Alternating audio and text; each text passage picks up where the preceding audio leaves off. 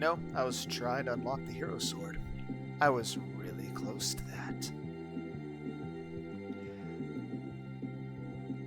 Took a lot of failed attempts. Technically, this one's a failed attempt too.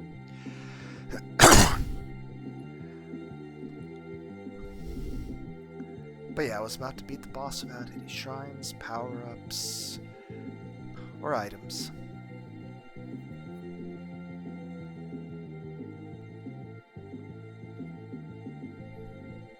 And right as the boss was about to die, an enemy died right next to me, spawning the power-up called a nuke, which insta-killed the boss, and rendered the thing I was trying to do obsolete.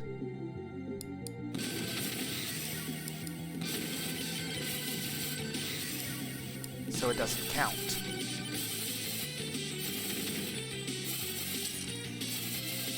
There was also a time where I was trying, I think it was the run before this one.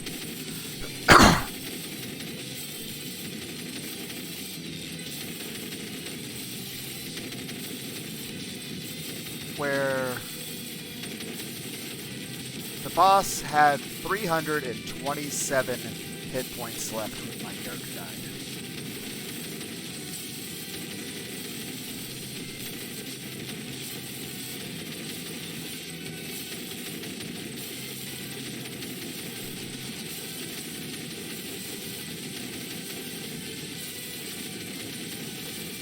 You know, I mean, the Sticks and Stones challenge, which technically I guess I beat now,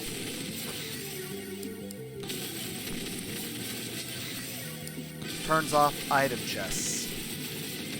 It'd be nice if there was an option that let me turn off power-ups and shrines.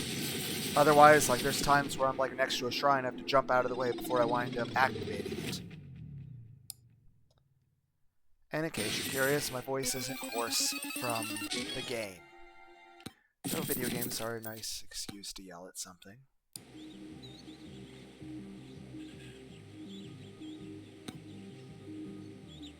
Allow me to be very clear. I love my mom very, very, very much. And I don't hate my dad. Technically my stepfather, but I consider him my dad.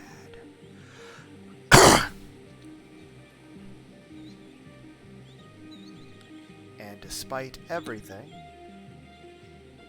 I still actually respect him. And would like to be on good terms with him, and would like to get along with him.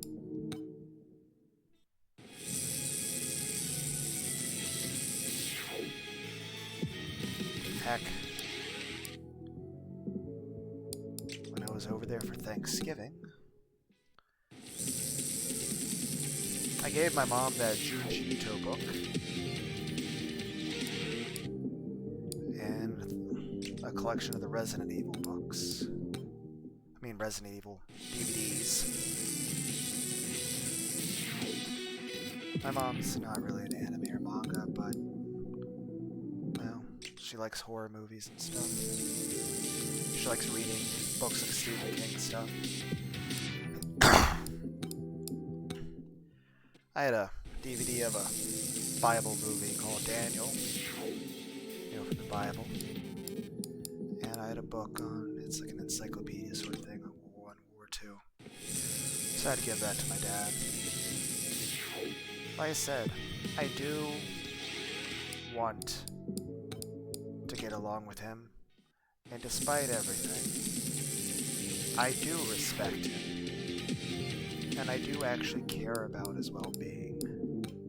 I don't wish any harm on him. I don't want anything bad to happen to him. And granted, the man's like 76 fucking years old, and my mom is 65. I still hope he lives for many, many more years. I don't hate him.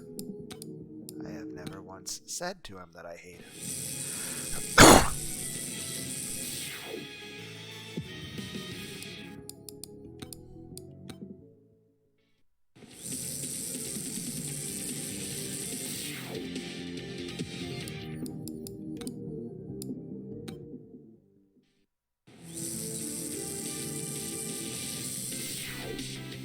But in general, I don't get along with him. And I don't feel comfortable around him.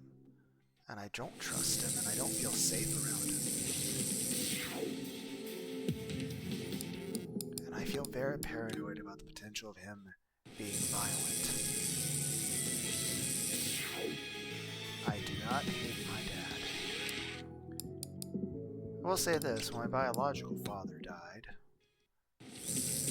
back like 11 or 12 years ago, I hadn't seen him in like a decade before that, I didn't care. Let me double check the bosses around here. I didn't feel bad at all. Don't get me wrong. I hope he went to heaven. Same thing with my stepdad. Whenever he does eventually die, I hope he goes to heaven. I hope he suffers no negative consequences in this life or the next. I feel that he should be forgiven for anything and everything he's ever done in his life, and I don't think he should ever be punished in this world or the next. And that whenever he does die, I hope he goes to heaven and that he's happy for all eternity. And who knows, if I go to a heaven too, I just hope it's not the same area. I'll go and visit him.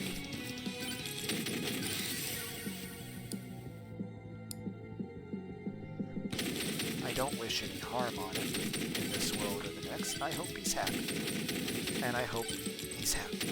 Then again, I feel like he's the most unhappy, non-depressed person I have ever met in my entire life. Like, I know for absolute certainty that he does not have depression. Yet he is the most, even if I count all the people in the world with depression, he is the most unhappy, unsociable person in the universe.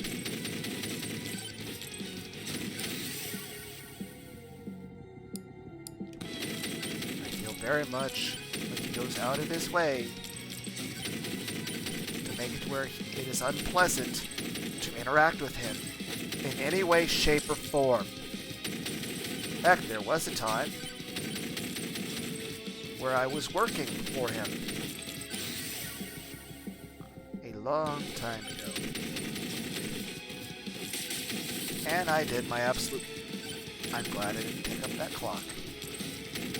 And I did my absolute best to do a good job, be a hard worker, and do everything to make things as good for him as possible, to work the best I could, to make the job as best as possible, and to make things easier on him. And at no point was I disrespectful to him, or ungrateful.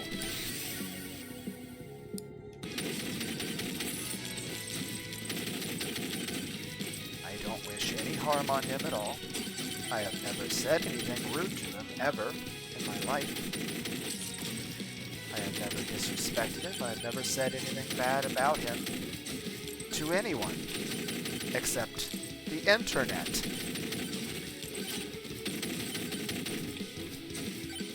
Again, my voice is not hoarse from playing a video game. My voice is hoarse from having a yelling, screaming argument with myself in my own bedroom for the past couple hours. Grantedly, I live alone. Though I imagine, if my neighbors heard me at any point,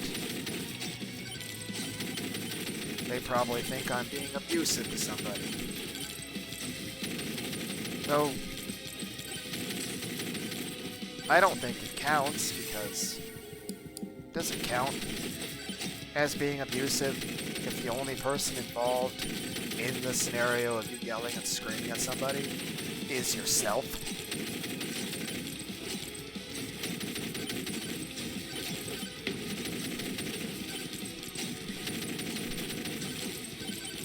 Let me be very clear about this. To sum up my dad's, and again, he's technically my stepfather. Heck, I'm like the palest white guy you'll ever meet. He is like the darkest shade of black you could ever see. Heck, I grew up in an all-black church, an apostolic church. It's like there was a DBZ fusion of Catholics,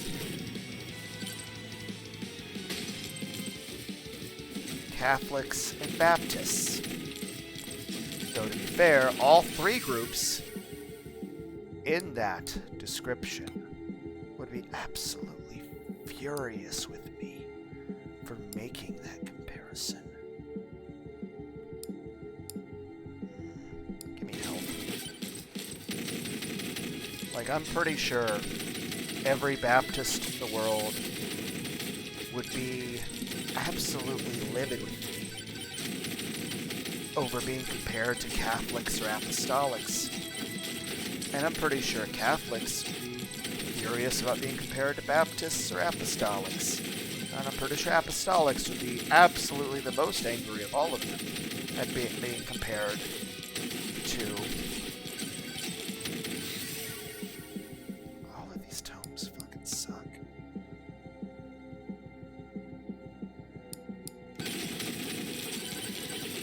I'm pretty sure Apostolics would be the most furious of all at being compared to Catholics or the Baptists.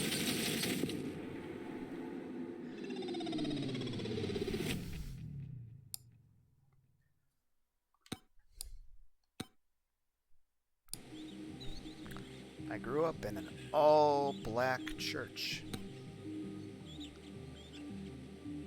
For the most part, in half of the services, I was the only white person in the entire building. The other half, well, I was one of two white people in the building. The other white person would be my mother.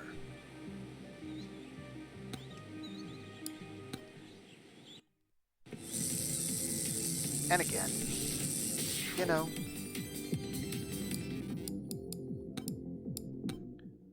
nothing necessarily against the Apostolics. Again, I don't wish any harm or disrespect to the pastor of the church I grew up in. Heck, he's the person who baptized me. I even spoke in tongues in that church. And I was definitely there for a lot of church services, which were predominantly 3 hours long, talking about the end of the world nonstop, and like 20 different calls for giving offerings and tithes every fucking service. And just nonstop, everyone's just several people speaking in tongues, and just 3 hours of just sitting there listening to the pastor yell a sermon at all of everybody about the end of the world, about everyone's fucking garbage and worthless, and only interrupted by like 20 different times in a single service where he calls for offerings over and over and over again.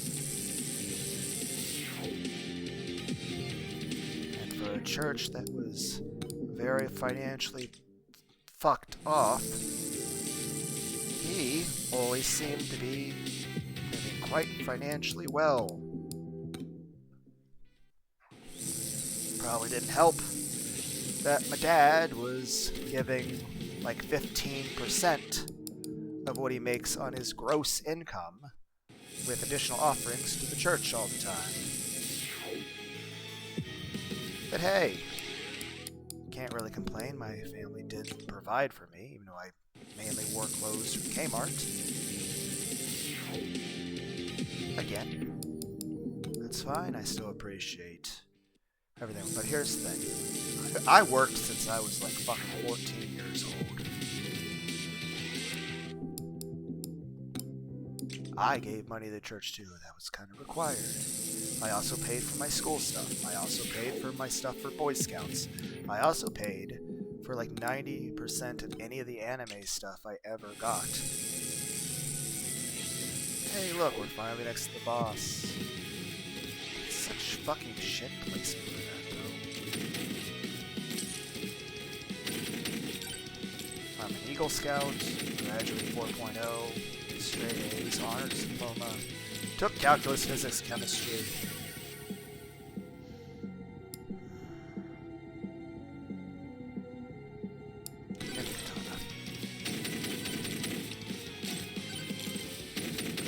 bullied a lot in school, which was not pleasant.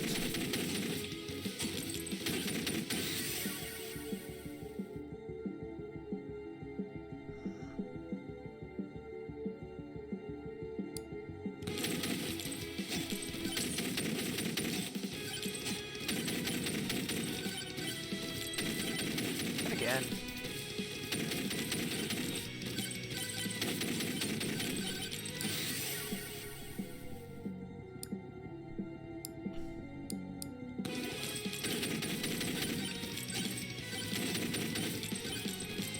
I love my mom very, very much.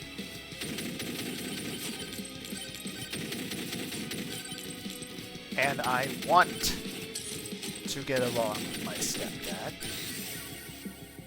Though, for the most part, we basically avoid any arguments. Though that's predominantly because I don't really... The best way to describe me is I was probably the quietest, most respectful child in the history of the world. And I go out of my way to not be disrespectful to him.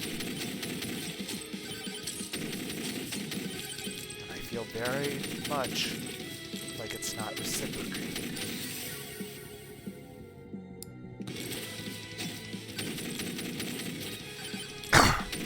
And don't get me wrong, I'm glad he goes to church.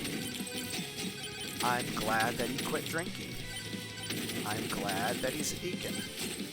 I consider him a hard worker, and I am proud of him for the good things that he has done in his life. You know, not being violent toward your family.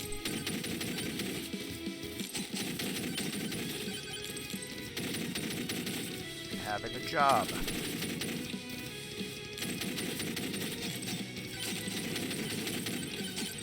I would say predominantly most of my interaction with him in my life was 99% him ignoring me. The other 1% was either me working with him and him being a dick about it, or him constantly insulting me and talking down to me.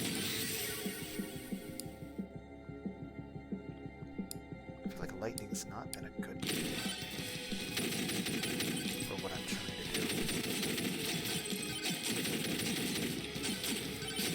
The best way to describe his political views and religious views is Christmas is of the devil.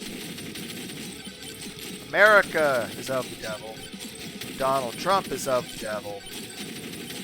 All the gay people are of the devil and should just go to hell and die.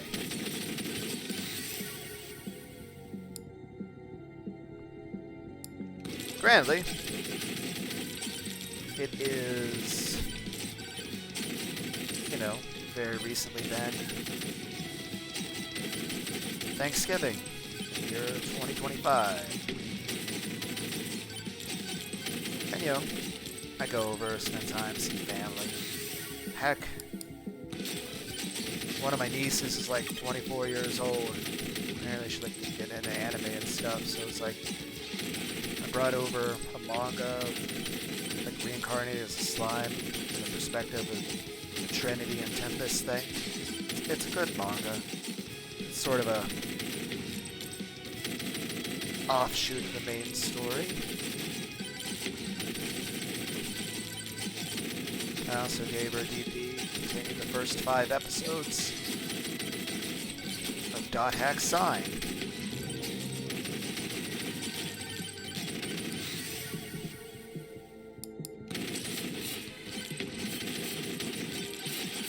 I don't think I have any health regen.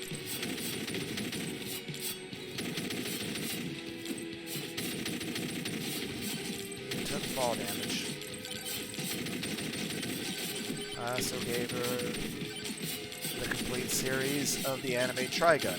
Only 26 episodes, but it's a good anime. And again, I emphasized to her that she's just borrowing all this. I would like all of this anime back. The eventually. I also... Now, granted, the stuff I gave my mom and dad, I told them, you know, they can just keep.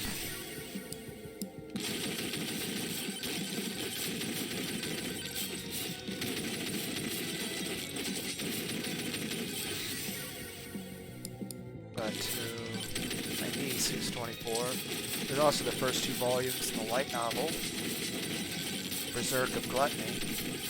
It's a good story. I highly recommend it.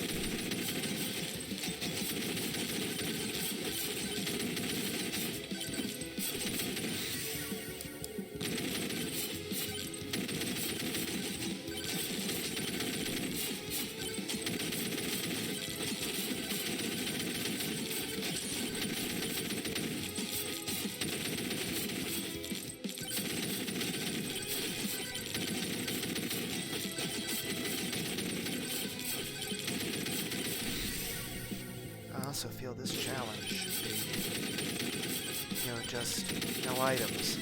I should be allowed to use power-ups and shrines. I feel this... Granted, I have almost won this challenge twice, and I've gotten fucked over once because my final boss only had 327, and that's not like zeros behind it. It was like literally just 327. If I had survived for another 2 seconds, I would have won. And then what you just saw when I started the video was, you know,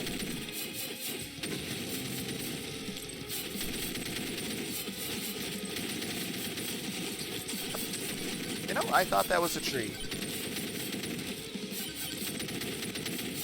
But yeah, I was about to win. There was no chance of my character dying, and I was melting the boss. And then we just got a nuke.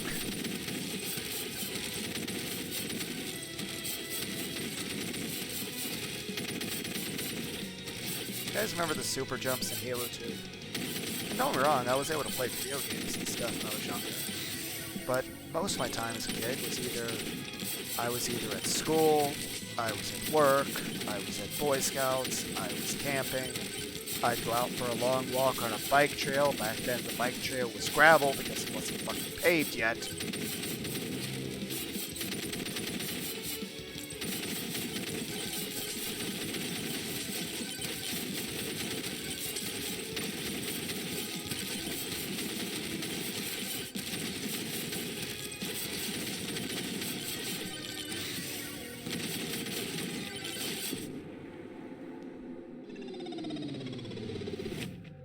Or I'd be in my bedroom. And I'd be like playing video games on my TV. My TV was a little like 13, 15-inch LCD flat screen.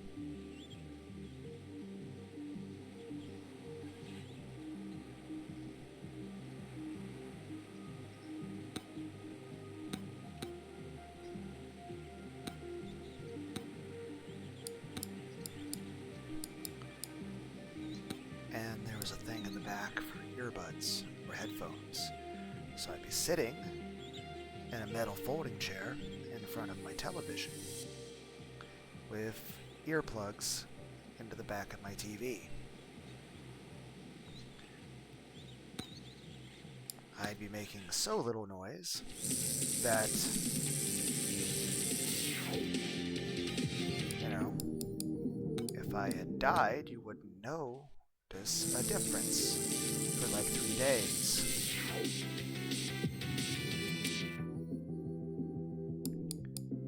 As much as we're bitching about this, I did still live with my parents until I was like, what, 25?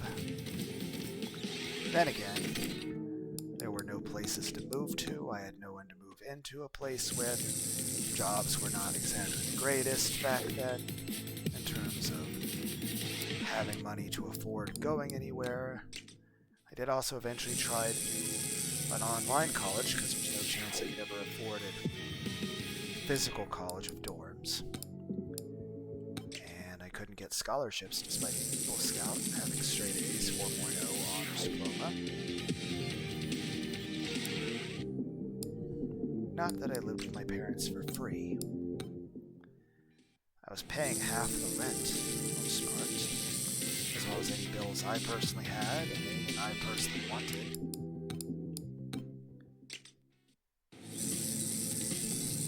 And if I wanted internet, I had to pay for the internet. So I had to pay rent to my parents, I had to pay for the internet, I had to pay for any personal bills I incurred, I had to pay for the debt I owed to the online college that I tried that basically scammed me out of all my fucking savings.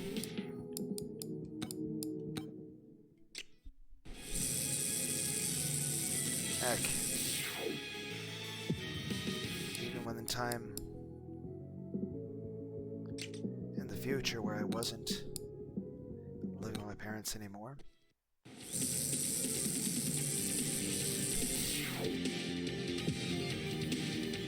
the company, the factory I had gone to work to at that point, and this is around the time that I was married and even had a child,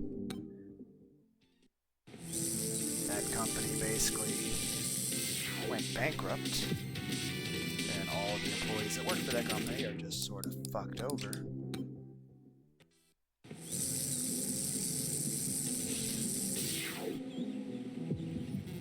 And my dad was in need of somebody to work for him at the thing he was doing, so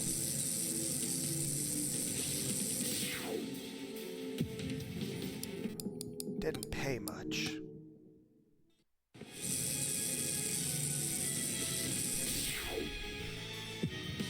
But here's a thing that I found very... I didn't get any benefits in that job working for him. It was literally just straight pay. I didn't even get medical benefits. I didn't get vacation days. I didn't get sick days. There were no perks. There were no benefits. It was just straight pay, and it wasn't very much. Paying me barely more than what you consider somebody should be getting paid working at a fucking Walmart or some shit. And still, I took the job seriously, I worked hard, I treated him and the job with respect, I was grateful for it. And for the most part, I am always somebody who works very diligently. Heck, the job I went to after that job, I even had a 5-year plus perfect attendance certificate. Somebody who in general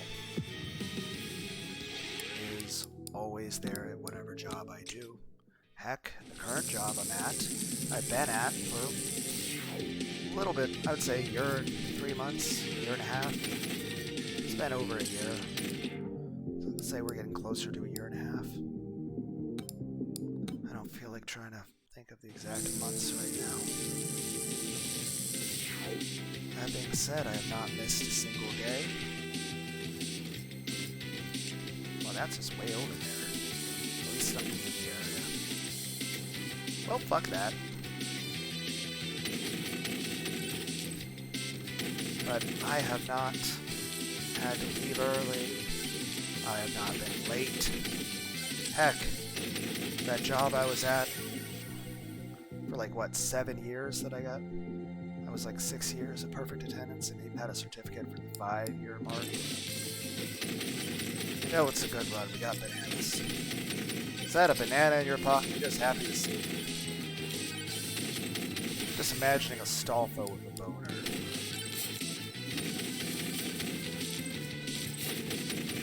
Yeah, I was about 7 years in that job. The only time I was ever late was it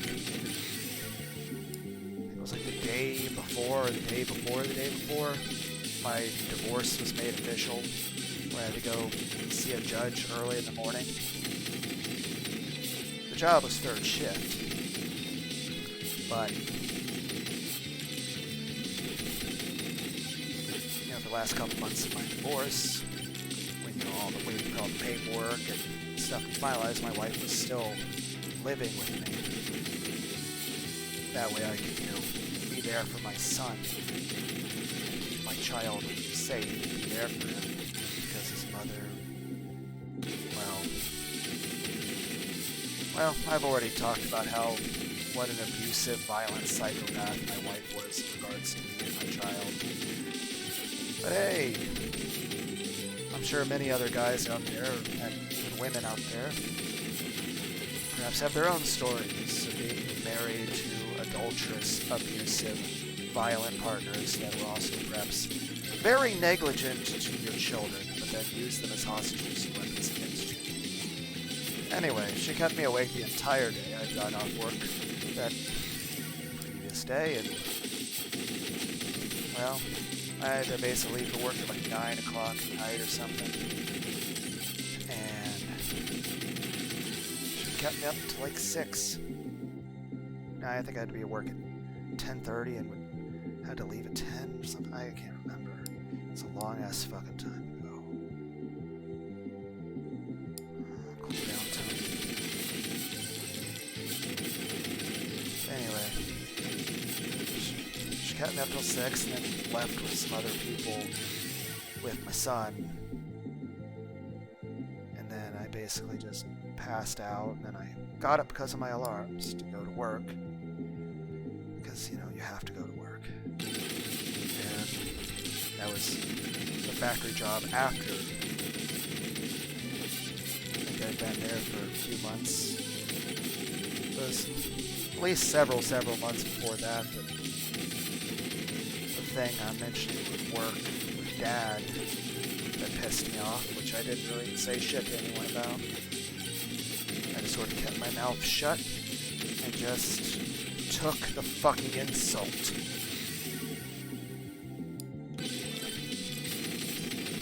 Though, to be fair, when it comes to that thing with Dad, if it had been just any random job, a normal person, if their employer had said and made the decision that he did toward me,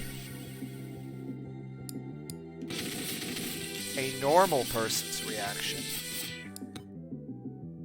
Oh, I know the boss shrine's around here. I need to walk closer to it so I don't forget where it is.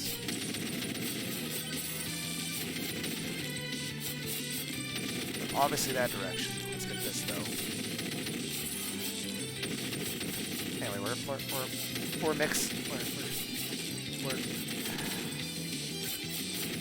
we're combining stories at this point. I don't know if it's disorganized speech or ADHD or autism or what. But like apparently it's difficult for me to stay on one fucking story.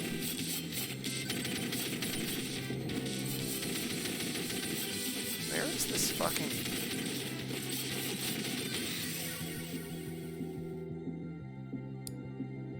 I know. One moment, I'm gonna check my phone.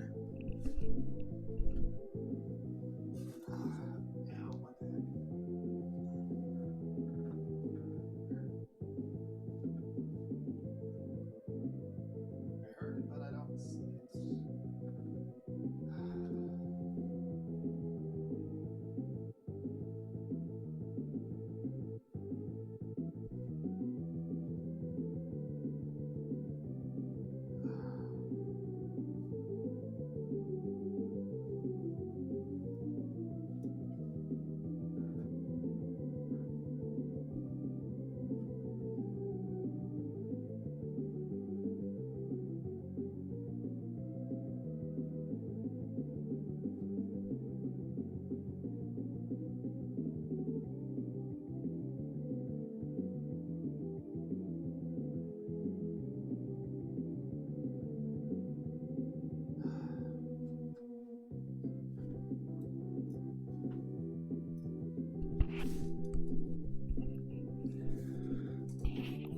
Telemarketer.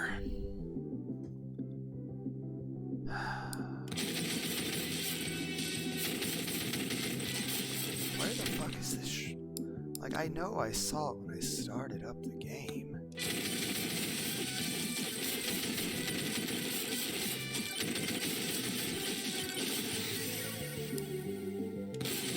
Where is this?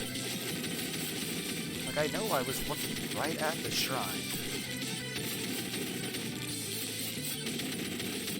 When I started this. Okay, main point is this. The job I was at before my current one, which I did have a few months, about like half a year in between, we're not having a job and just living off my damage. Where the fuck is this? Oh, it's around here somewhere. But I lived off of... Like, I know it's around here.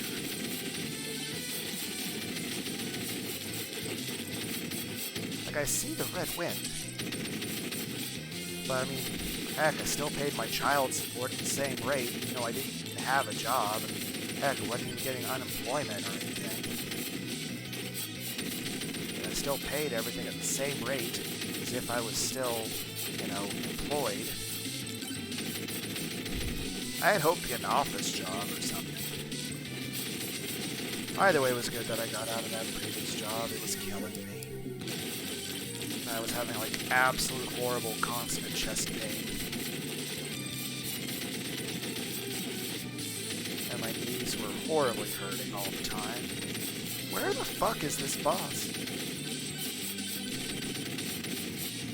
Like, it is around here somewhere.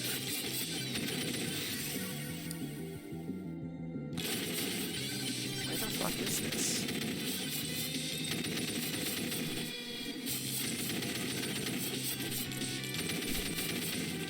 Like, I know it's around here.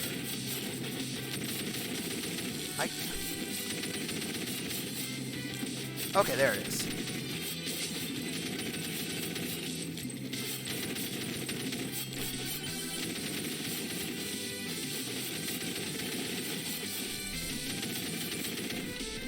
It's just, you know, spent like 7 years there at that job before I had the several months, if not half a year, of not being able to find a job because the economy fucking sucks.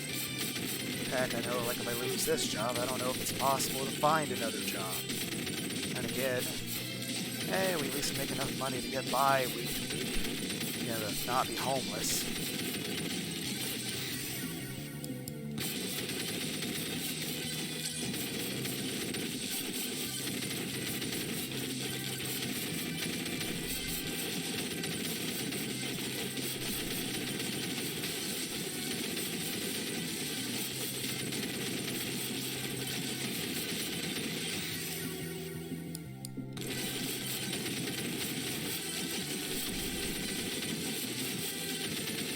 I see that magnet. Thank you guys for reminding me, though.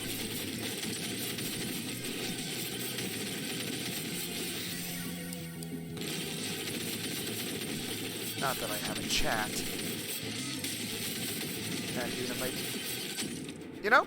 I was about to say, oh no, we're about to hit the magnet, but...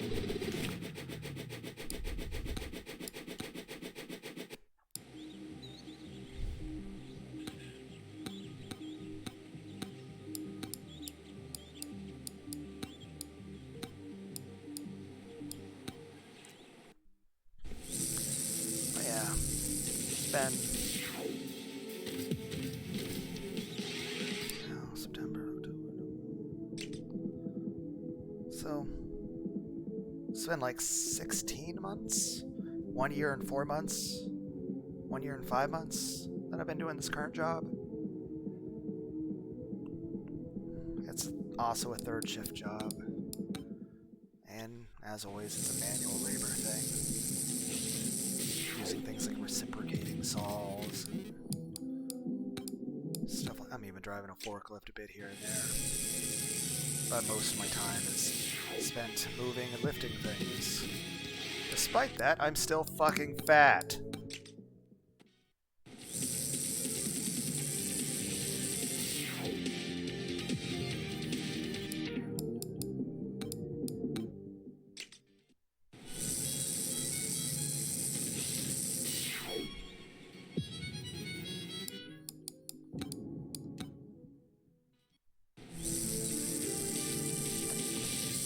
Main point is, the job I was doing back before this one, back at the very tail end of my divorce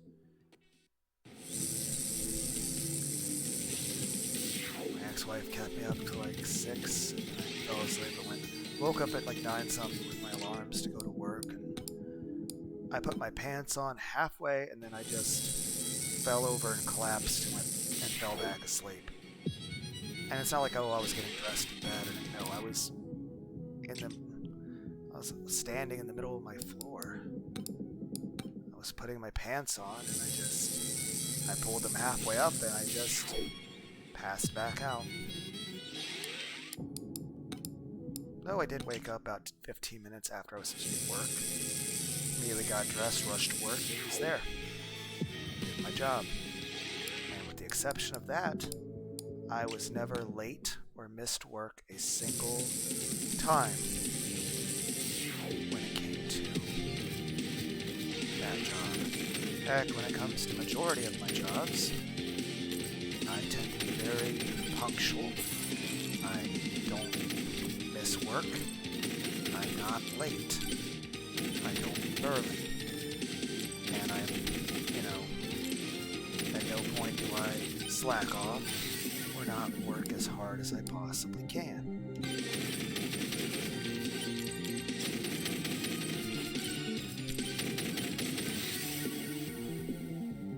Not that it's rewarded or anything.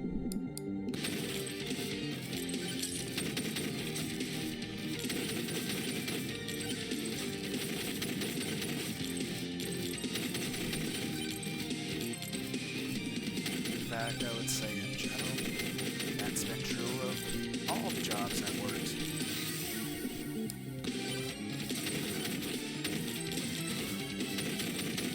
Now, the job with my dad, there were a couple times I was late, mainly because it was like the coldest winter ever and my car wouldn't start.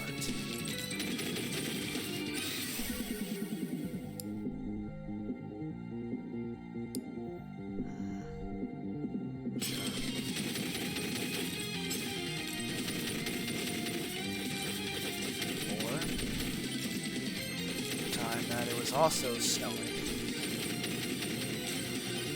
and I hit a patch of ice and almost went face first into a semi-truck. Turned a bit, went to a fucking field.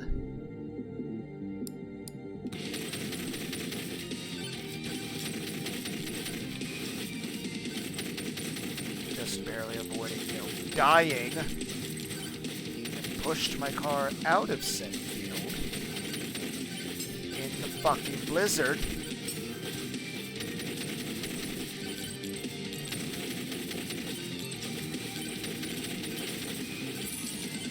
I was 5 minutes late. I want that quantity zone.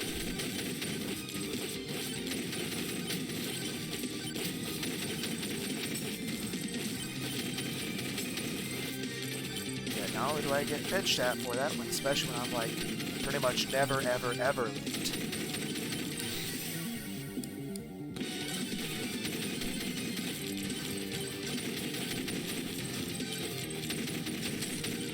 But no concern for my well-being. And even makes a threat like, hey, if you're gonna keep being late like this, I'm gonna fire you. I'm like, when you have other employees that are late frequently or miss work, there's no issue with them. But you're gonna be overly ridiculous with shit when it comes to me.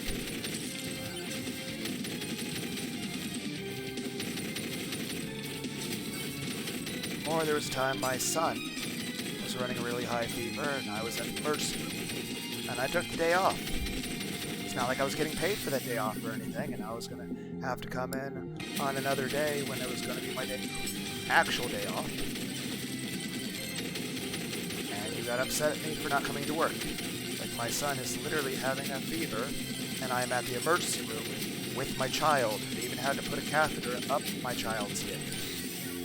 He was crying, I was crying. You know who wasn't crying? My dad. Well, I mean, he was crying about me not being at work. Then again, as far as he's concerned, work should always come before family.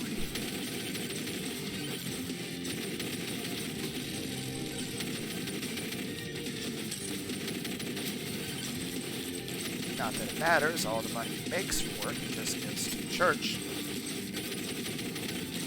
It's not like I benefit from it.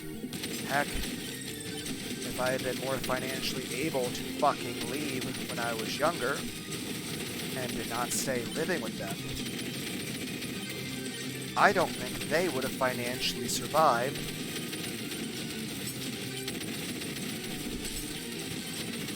Me not being there to pay a large chunk of their rent. And yet, even though I was paying rent and paying all that stuff, helping them out, heck, I never brought friends over.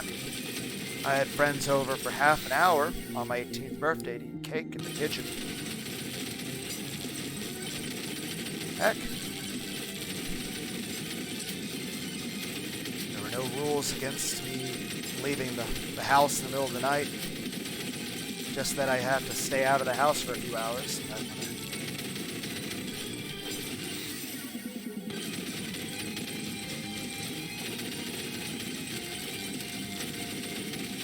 I don't know if I go in and out of any of the doors or anything too much, that's an issue. Heck, if I'm going to walk around my bedroom too much, that's an issue. They say, oh, why'd you keep living there so long? Simple. Really bad depression. That and there was just nowhere to go.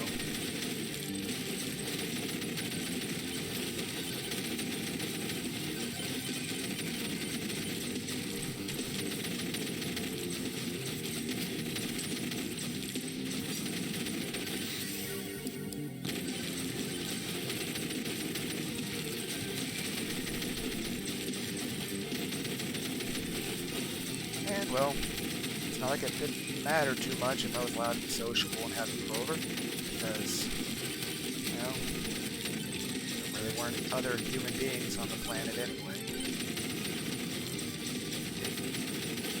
All my friends were already gone, and it's not like I had any luck with women for the most part. Heck, every girlfriend or wife I ever had all cheated on me. The greatest heck, every girl that I went on a date with, even, the ones that I never even kissed and never even fucked, well, they were already cheating on me, fucking other people. So,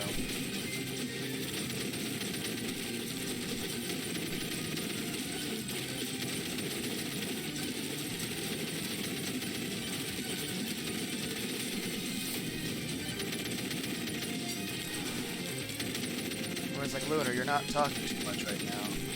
Well, that's probably a market improvement. Everyone's probably tired of hearing my whiny, bitchy voice.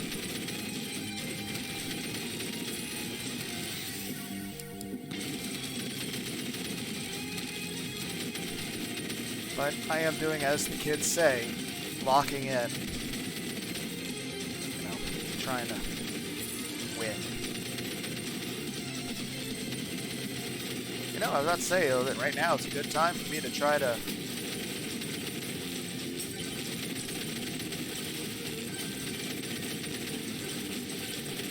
my back is itchy. My lower back.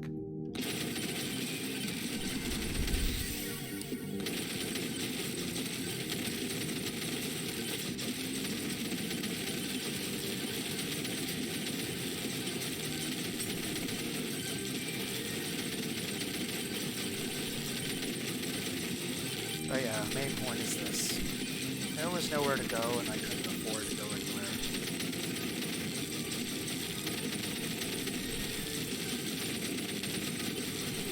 And don't get me wrong, it's good that Dad goes to church and stuff.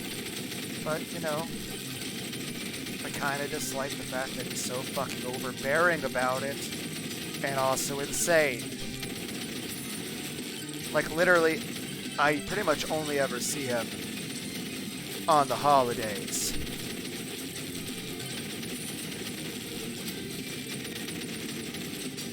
And pretty much the only thing he ever has to say on the holidays is, at least, Thanksgiving's not Christmas, but, pretty much the only thing he has to say to anybody on the holidays is that, you know, Christmas is of the devil. And that Santa Claus is evil, and that Christmas is evil, and that Christmas stories are evil, and America is evil, and that Donald Trump is evil, and that gay people are evil. You know, this past Easter I told my mom I'm bisexual. Though to be fair, I wasn't always gay. Heck, younger me would have never once thought that I was going to be gay. Yay, we got the hero sword. Hooray. And everyone's like, Lunar, you don't sound very excited. And I'm like, I don't know if it's noticeable. People listening to this video.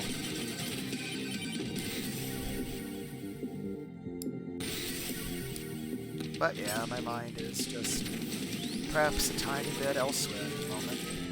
Like I said, I enjoy playing video games very much. And you know, I was always allowed to play video games, but then again, it was in my room and I was always quiet, so looking back at that, I feel like the only reason I was allowed to play video games was because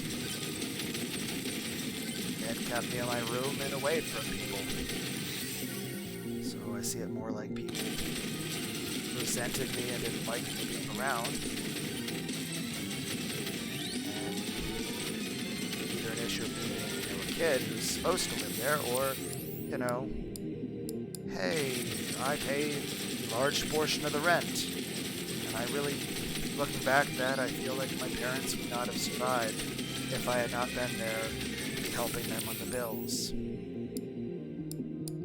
Which again, I didn't mind that. I was perfectly okay with, you know, helping.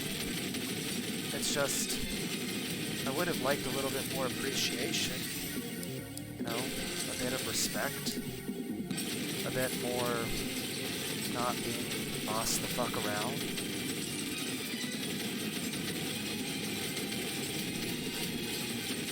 And I understand there's a lot of people in circumstances that were much, much worse. And all in all, my upbringing for the most part wasn't bad. And I could say the biggest thing was really a problem in my youth was how badly I was bullied in school. Heck, I talked a bit about that in a video called Inconsequential. I'll put that in the links, I guess.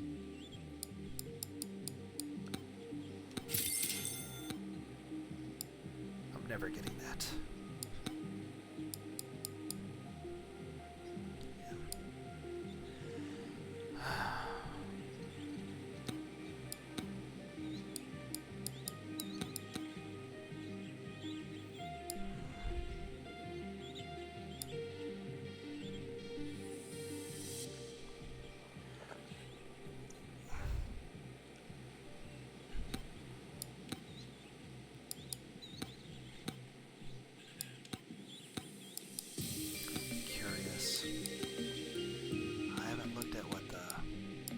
Challenges are for this, or neat.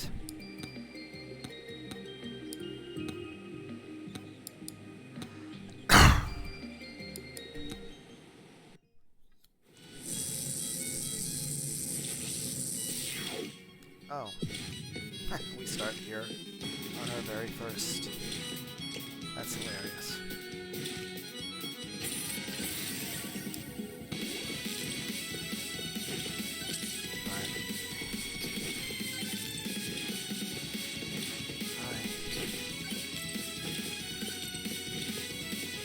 Grateful my parents both quit drinking. Demonic blood, you say?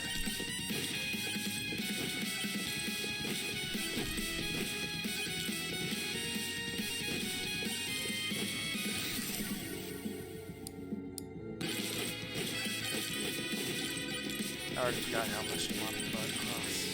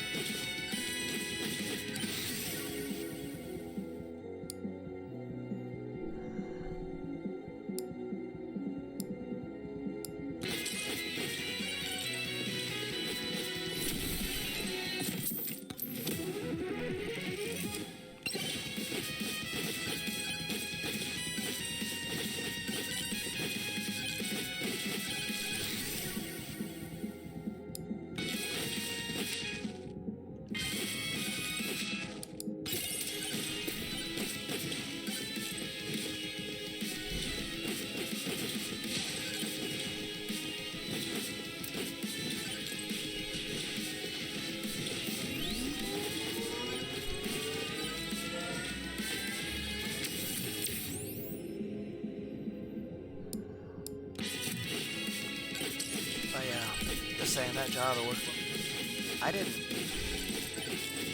have any benefits. It was just straight pay, and it wasn't very much. I want the hero sword.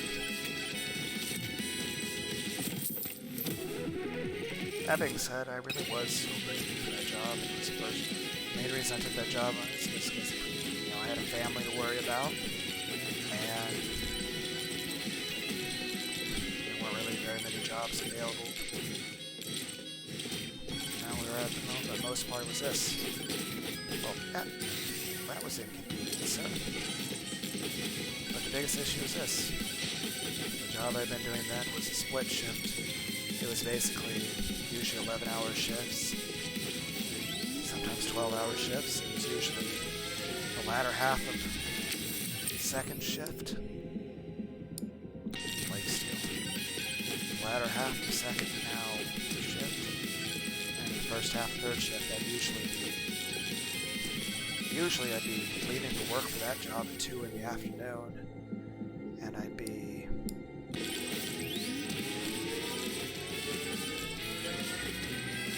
getting home at like 3:30 or 4 o'clock at night, so sometimes it would take about 14 hours out of my day. And well,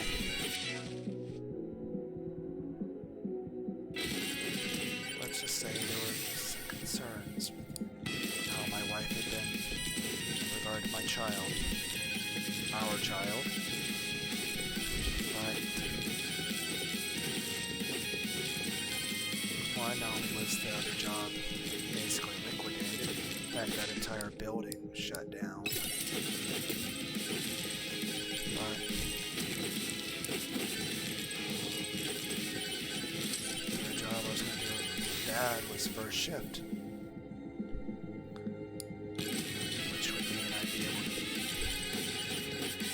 very much involved in regards to my son. I wanted the hero's sword, but we're not going to survive not having any damage.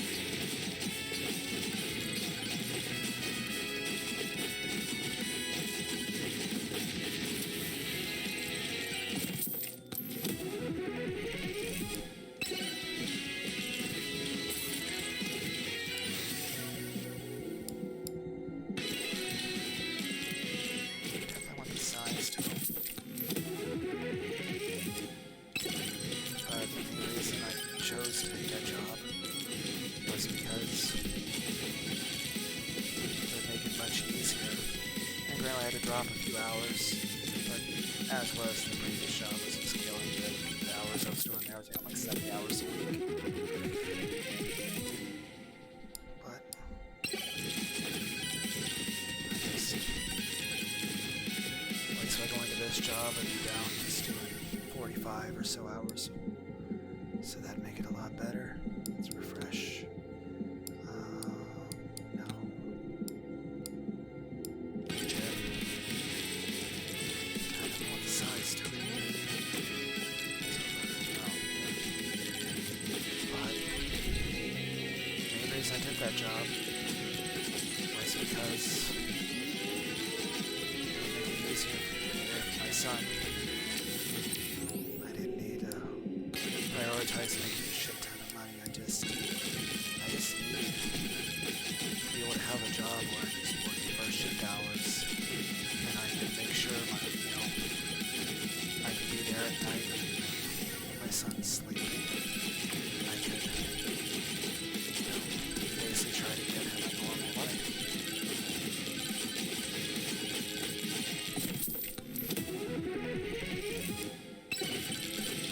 Just the main reason I took that job was saving my child.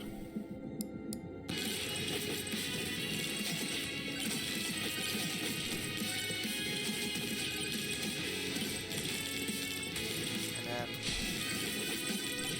I'll tell you this. There's a museum. I live in Ohio, and it's a bit of a drive to get to. But I think it's really nice. There's a place called the Columbus Zoo and Aquarium.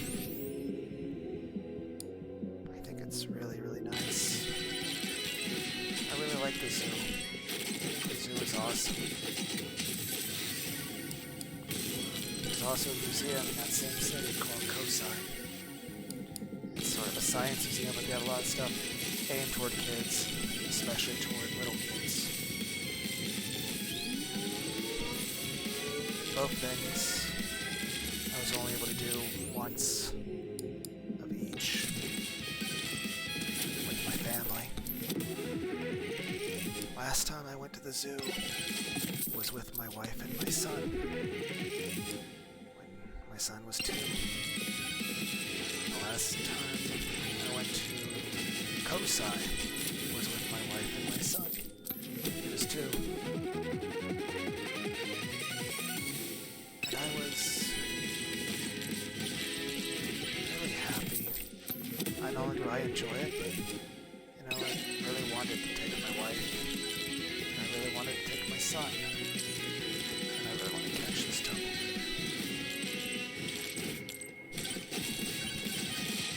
It's too bad that once you got unlocks. But no, that's not what I wanted the map.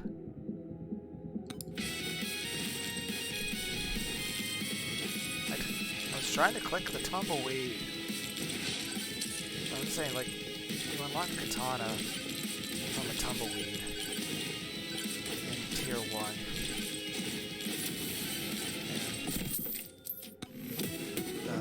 And the shotgun in tier 2 tumbleweeds. Well, that'll be useful if you survive against. Okay. But just saying, I haven't gone to those places since. And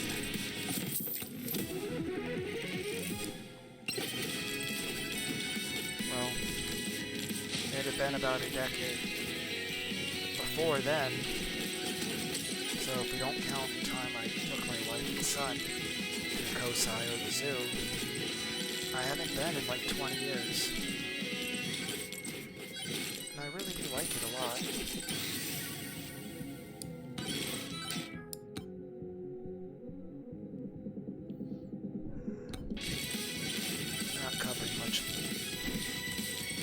It said that this is supposed to go faster to do this, but 1, it doesn't seem noticeable, or 2, I'd rather go faster than just running.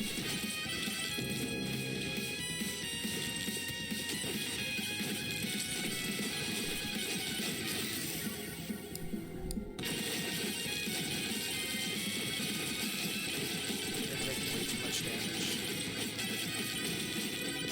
That's really useful.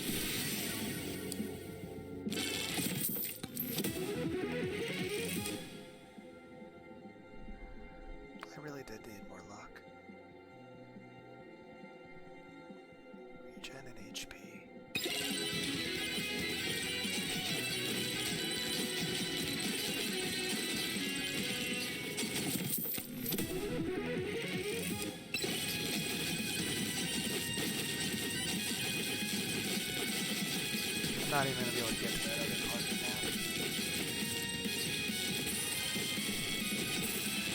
But at both those places, Cosi and the Columbus Zoo of Ohio, you can look those stuff up on YouTube. People, you can see other people doing like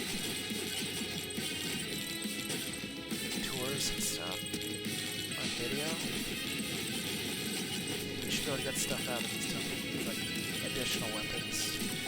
Like I should be able to get like a 5th weapon.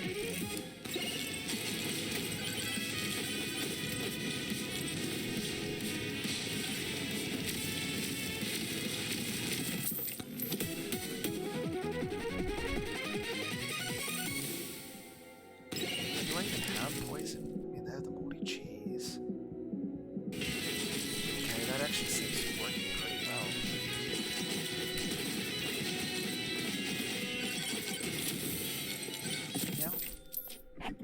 Even though I've unlocked Soul Harvester and that energy core, which were quite dreadful to do, I can also say the same about Hero Sword, yet I can also say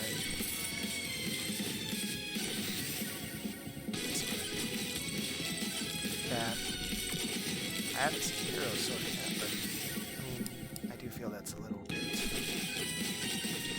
I don't know, petty of me to be like, you know, not seeing it in the very next run.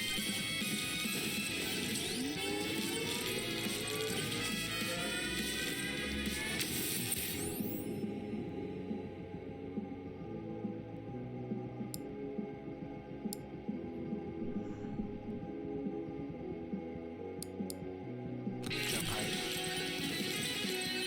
I haven't even gotten to the tier 3 boss yet. Though Natural Desert's much harder, so I don't think that's going to happen.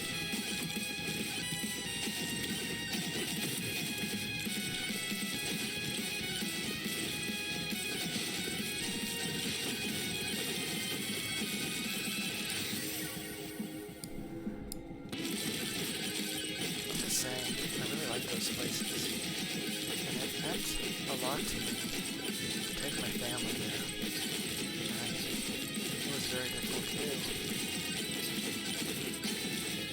And not only did I really like the place myself, but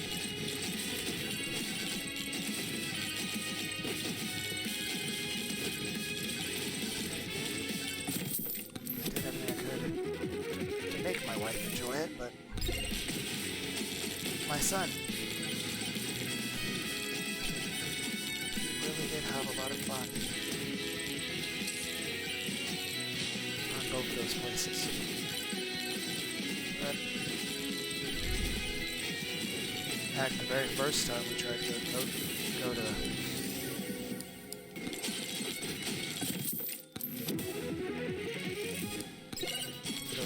zoo, they had a little gas leak before we showed up.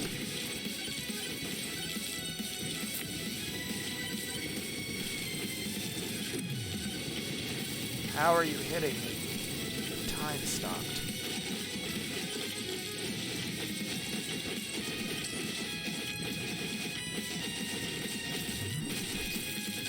Well, this isn't going to go well.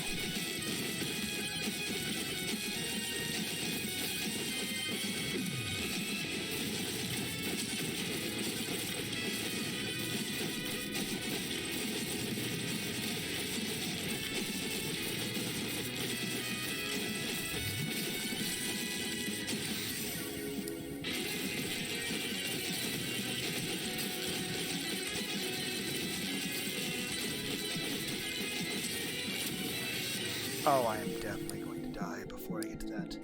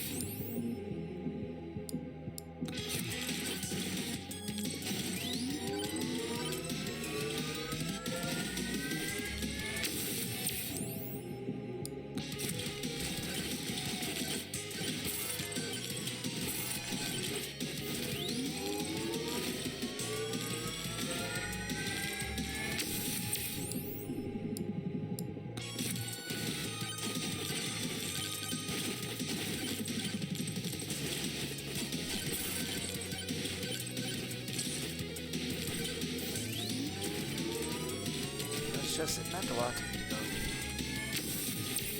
And yet, both times I went to the zoo, they tried to call me into work on a day that was supposed to be my day off. And here's the thing, with the job I was doing with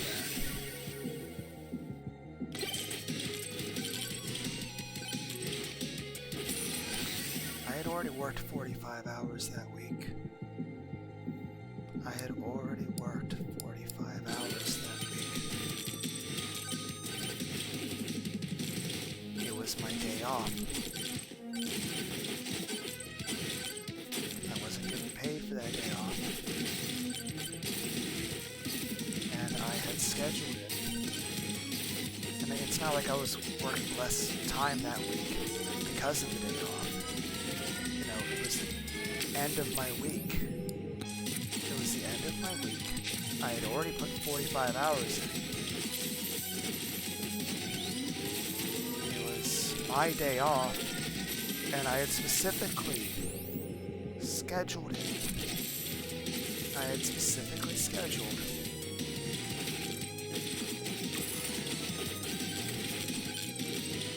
to have that day off 2 months in advance. I reminded my mom and my dad every single week for 2 months that I was going there and how important it was. And that even if I would want to come into work in that situation, which there should be no reason for me to, that it would be physically impossible because of how far away I would be. Well, we're not exactly doing the best here. This guy runs pretty quick.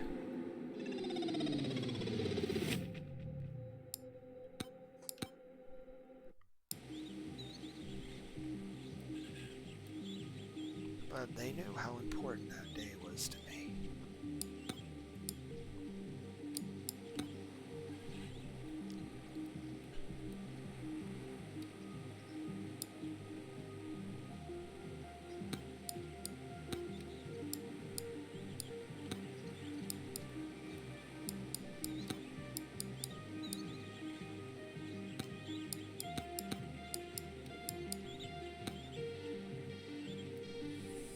I think you guys can tell what I'm going for.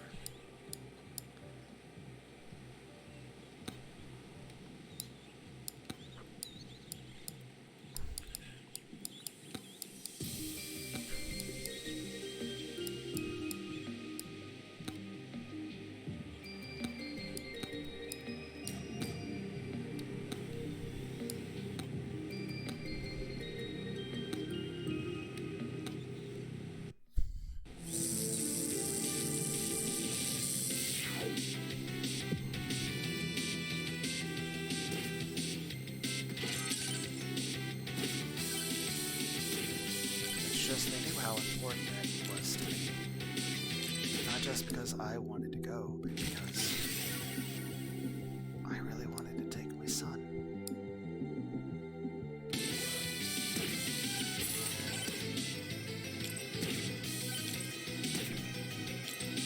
That gold in my toy.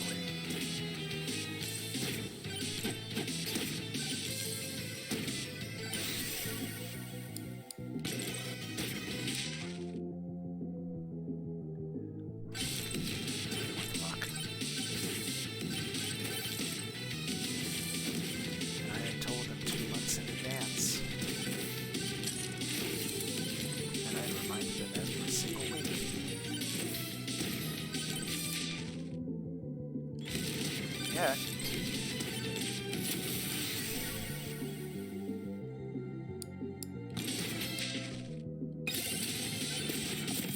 they still called me. It was, you know, I was doing really well for a start. I mean, I got Lucky Clover.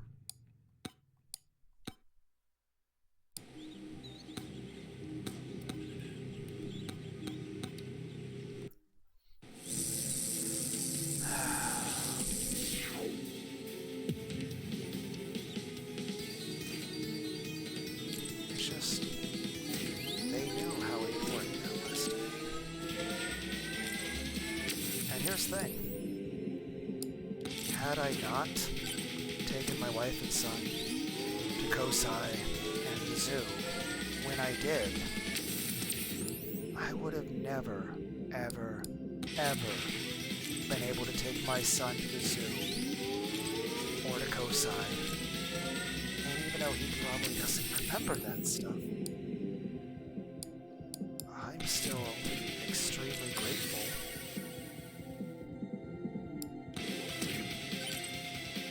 I was able to take him. Heck, I have so so many happy, wonderful memories of when my son was younger. Made a lot of memories with me. And he was really happy. Not that he remembers any, because he was really young.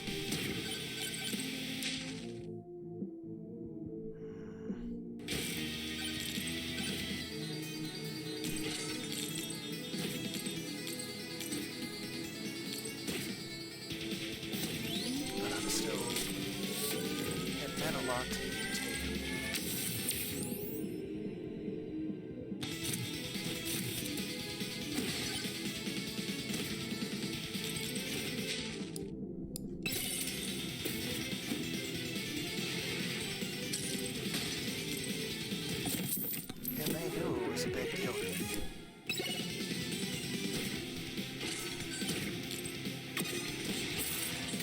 I had scheduled it 2 months in advance.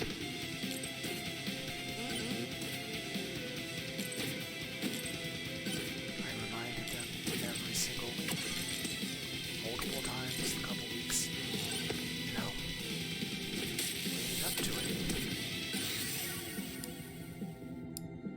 And yet they still chose to try to call me in on what was me taking my son to something I considered precious.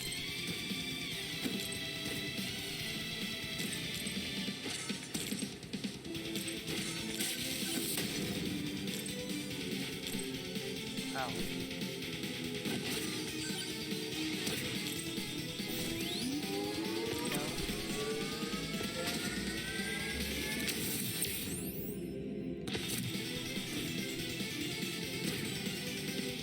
Just that I feel that was extremely disrespectful to you.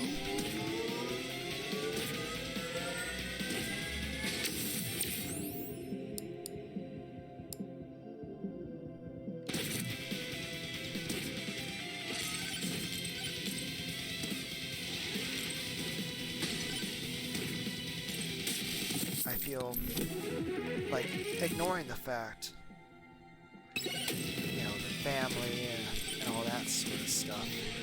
Ignoring all of that completely. I mean, the critical sauce would be good. Not the forbidden sauce the grandma used. But honestly, I don't think we're going to survive long enough to get that.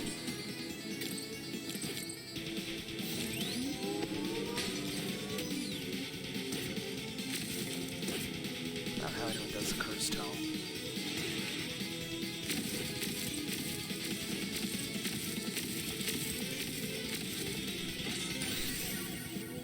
Well, at least we got this now.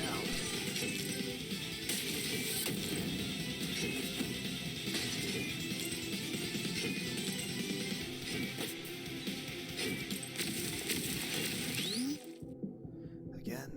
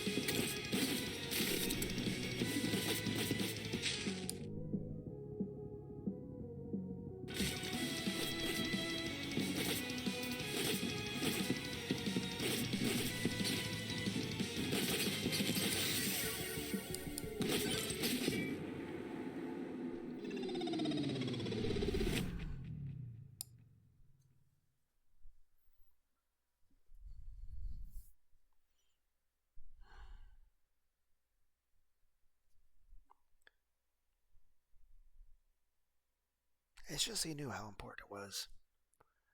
So I tried to call me, like, if it was just like, if a normal person was working at a job and their employer at any job, unless it's like you're being called in to do fucking brain surgery or something and there's no other person and it's super important.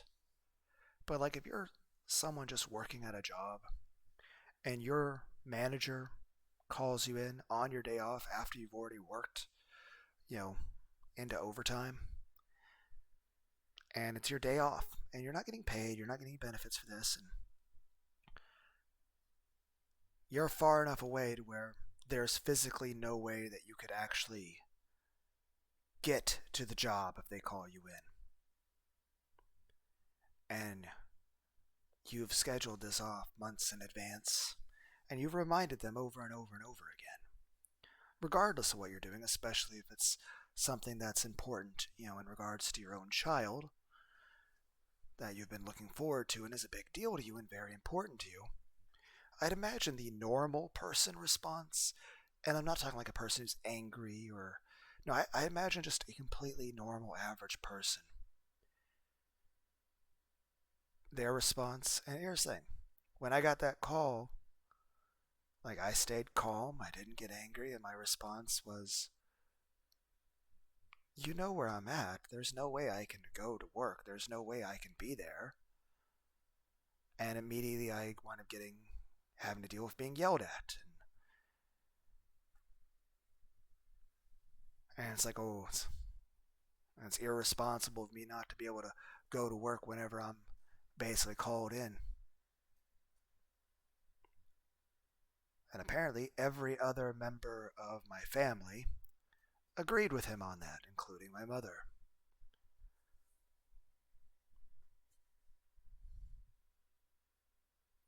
And of course, I didn't yell back, and I just said, well, I'm just not going to be able to, because even if I wanted to, it's not physically possible for me to go to the job.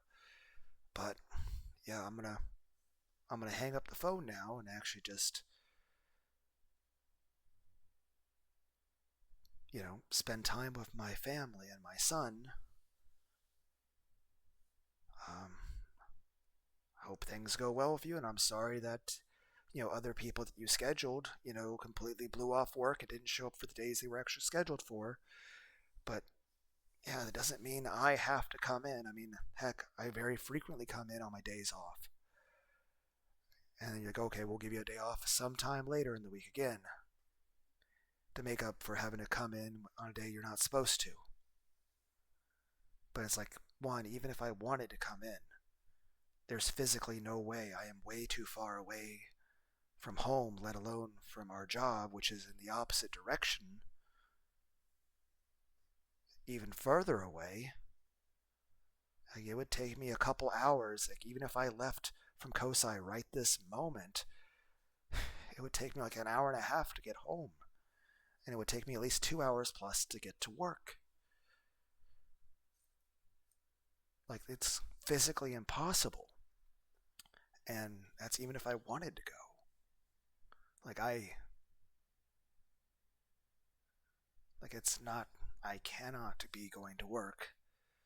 But it's like I didn't yell at him, didn't raise my voice, didn't say anything rude. I just said, hey, you knew where I was, and you knew that I can't possibly go to work like this. So I'm gonna hop off the phone and just, go back to spending time with my son.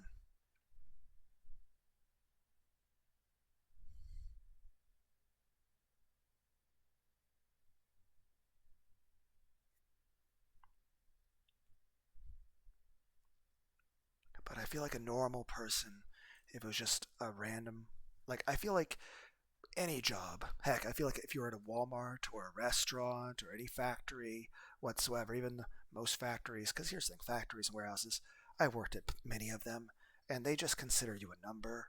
They don't care about you as a person. But I'll tell you this, even those places would not try to call you in under those kinds of circumstances. And we're not saying, oh, about family and stuff like that, or like, no, it's the fact that it's a day that you've scheduled off like that. Like, they're not going to call you in like that because Any normal, random, completely average person, if they were to be called in under those circumstances, their response, even if the employer would be polite, would be to basically tell them to fuck off. It'd be like, oh, you're trying to call me in on this day? Well, you know what? Not only am I not coming in, but I fucking quit. I'm never coming in ever again. And you can go fuck yourself. And if I see you in public, I'm going to punch you in the face. Like, I feel like it's just a normal bit of just common sense that no manager or employer is going to call somebody that works for them, especially if they've scheduled a day off and it's something important to them, and try to tell them to come in, let alone get an attitude with them over it. Like, I imagine if you work for any job, it's like at that point, so you know what? It's like,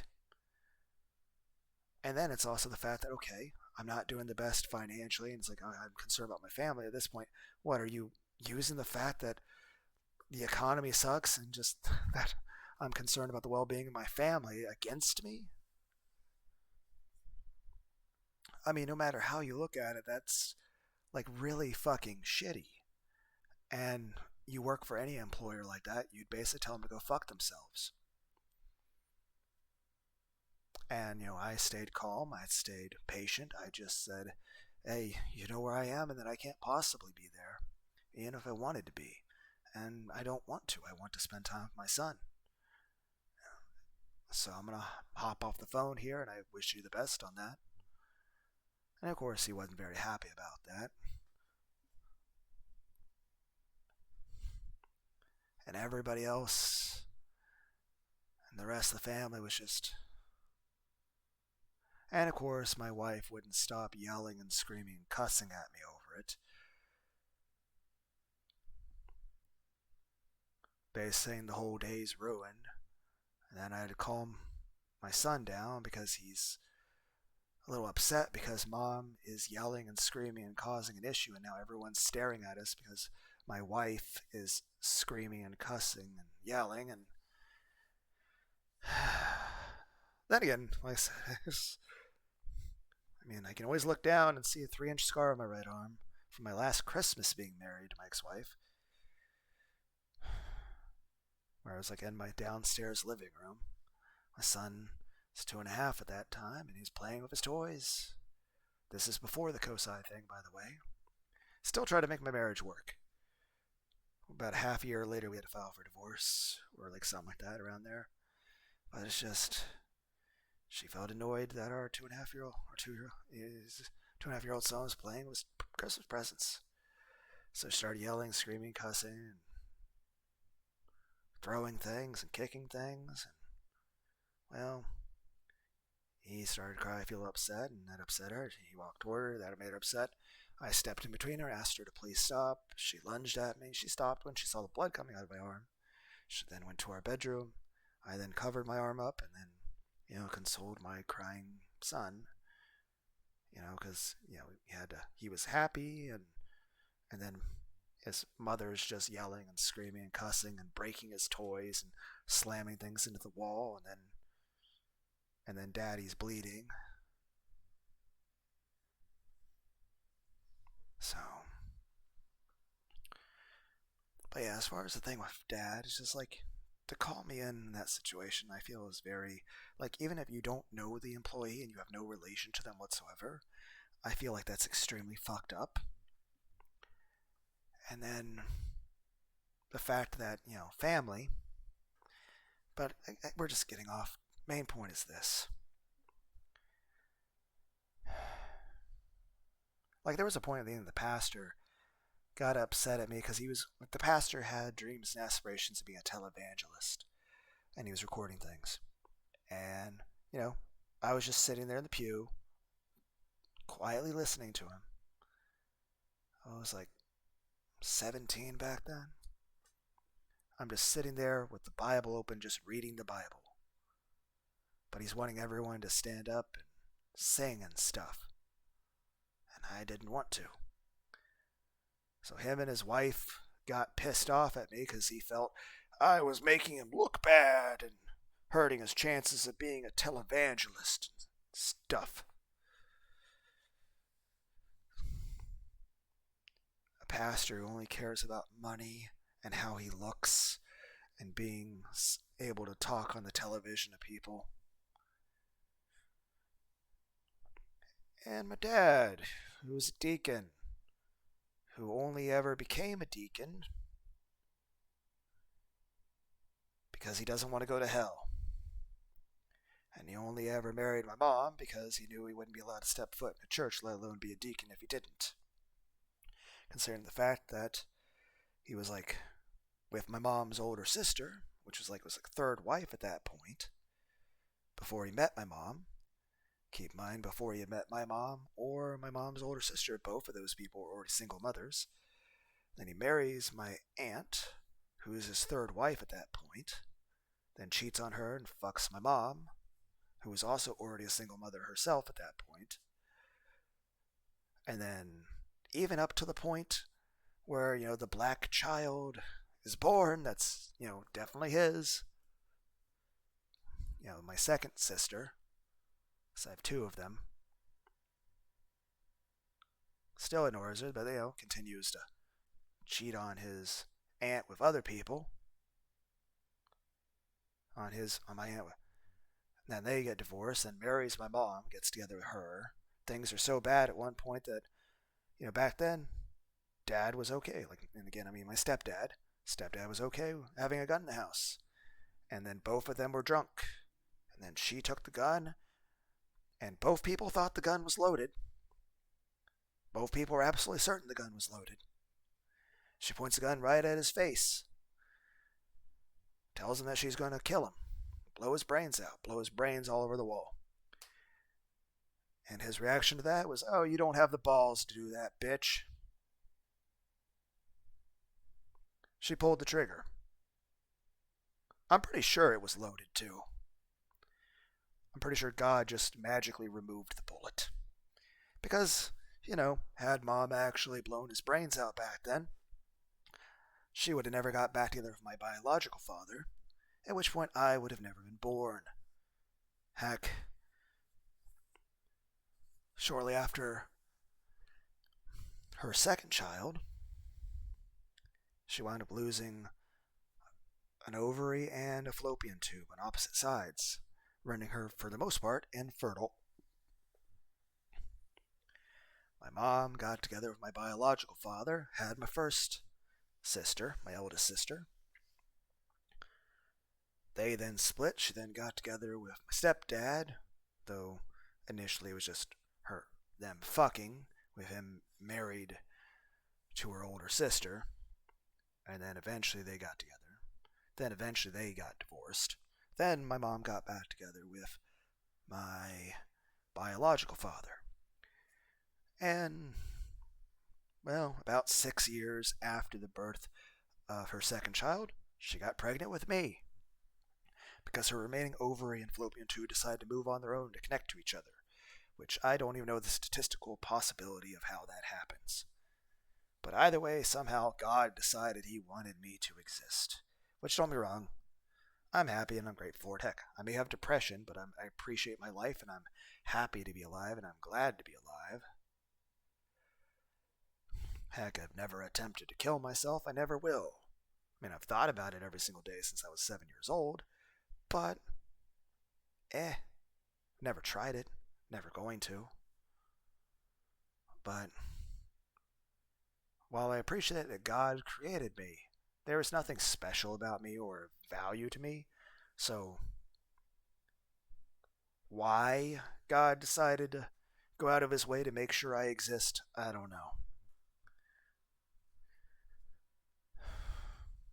But I'll say this, though. If that gun she aimed at my stepfather's head had actually had bullets in it, well, his brain would have been all over a wall and she would have probably been in prison for life.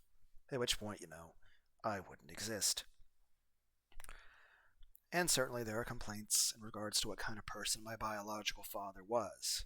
Because, again, not holding a grudge against him, I'm just saying my stepfather is still a better dad and a better person than my biological father ever was. Then again, everyone in this fucking story was an alcoholic. Hell, My mom and my stepdad didn't quit drinking until I was like 11 and a half. I think probably about, I don't even know how many times. From the time I was like 7 till like I was 11 and a half, how many times I just got used to the idea, like at least like a dozen times per every single year of my life at that point.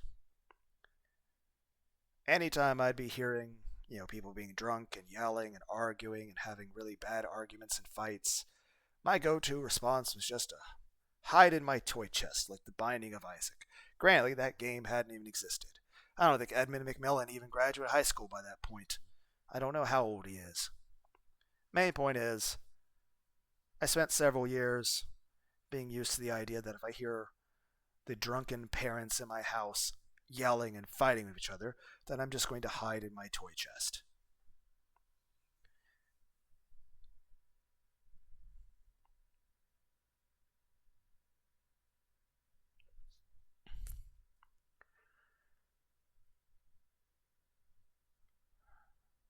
I think I was like 10.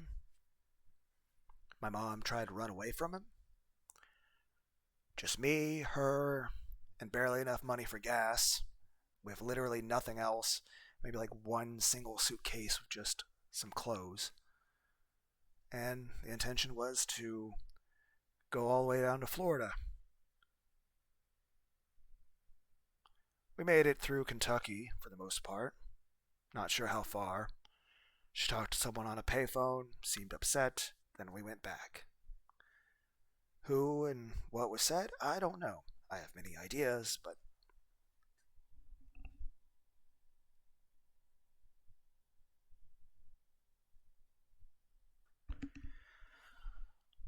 then about a year after that, they got married. Again. And then about like half a year or so after that,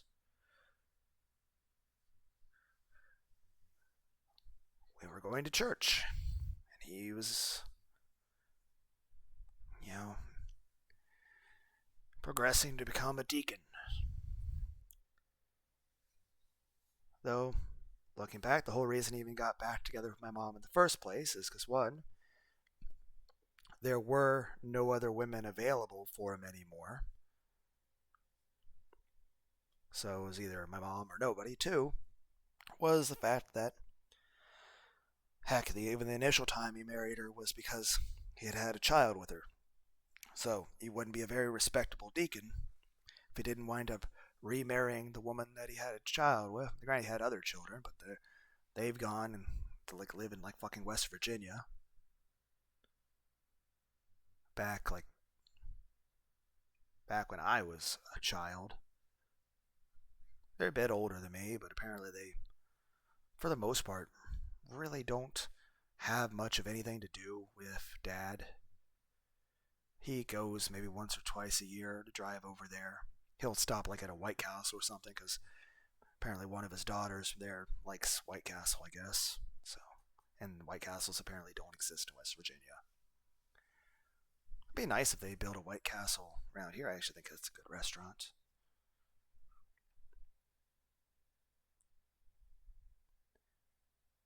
But yeah, he became a deacon. And I'll say this, I'm glad he quit drinking.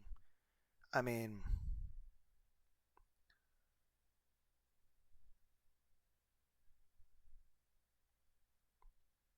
it's just he was, as much as I have complaints about certain things with how he is about stuff, or even then, back then, he was much worse when he was drinking. And I'm glad he quit drinking.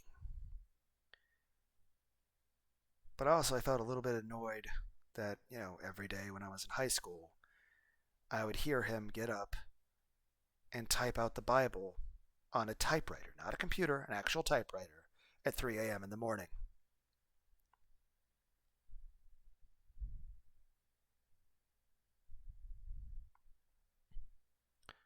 I believe in God. I believe in Jesus. I have the Holy Ghost. I think it's good to read the Bible.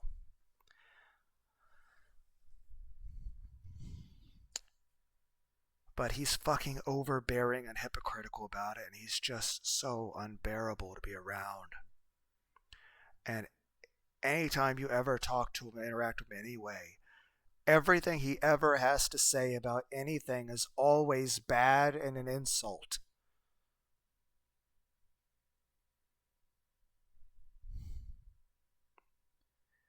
And here's a good way to put things to me. Like I love my mom.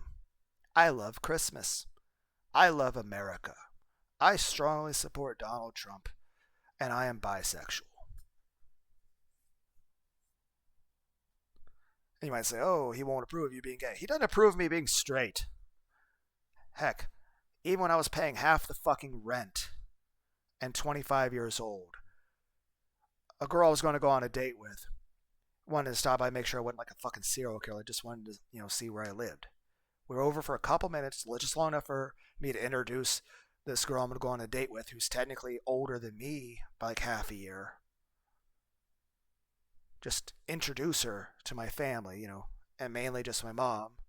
So his dad saw her, he just went off into his room because he doesn't like, interacting with other human beings. And after a couple minutes, we left. I went on a date. By the way, I never had the chance to kiss that woman, which is probably for the best because the person I went on a date with was already actually fucking other people. So, already getting cheated on right from the start there. So, good thing I didn't fuck that person. Probably would have caught something. That being said, Dad was quite annoyed that I brought a woman over, even though I was 25 years old and paid half the rent. And again, I just brought the person over for a couple minutes to introduce them to my mother and let them just see where I live. But he's like, what would God think?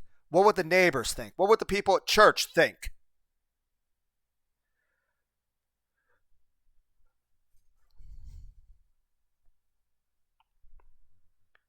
And here's the thing. I understand a lot of stuff is in the past, but considering the fact that he committed adultery against every wife he was ever with, he was physically violent with people, pretty sure the term wife beater and other thing beater would actually apply to him. Like I said, good thing he quit drinking. Like I said, I do want to respect him. I do want to get along, and I do wish the best for him. I hope that whenever he does die, he goes to heaven. And I don't wish any harm on him whatsoever.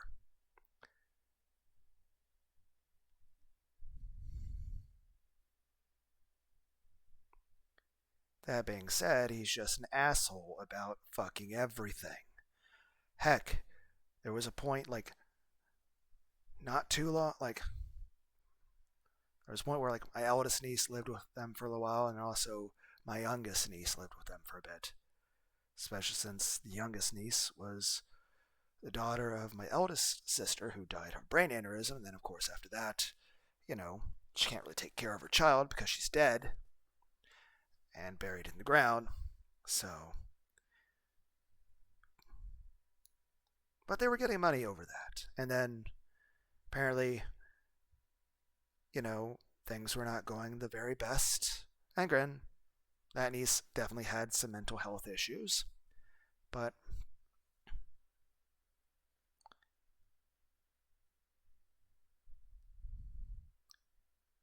one of that niece's friends was talking to her on the phone, had a concern about her well-being, so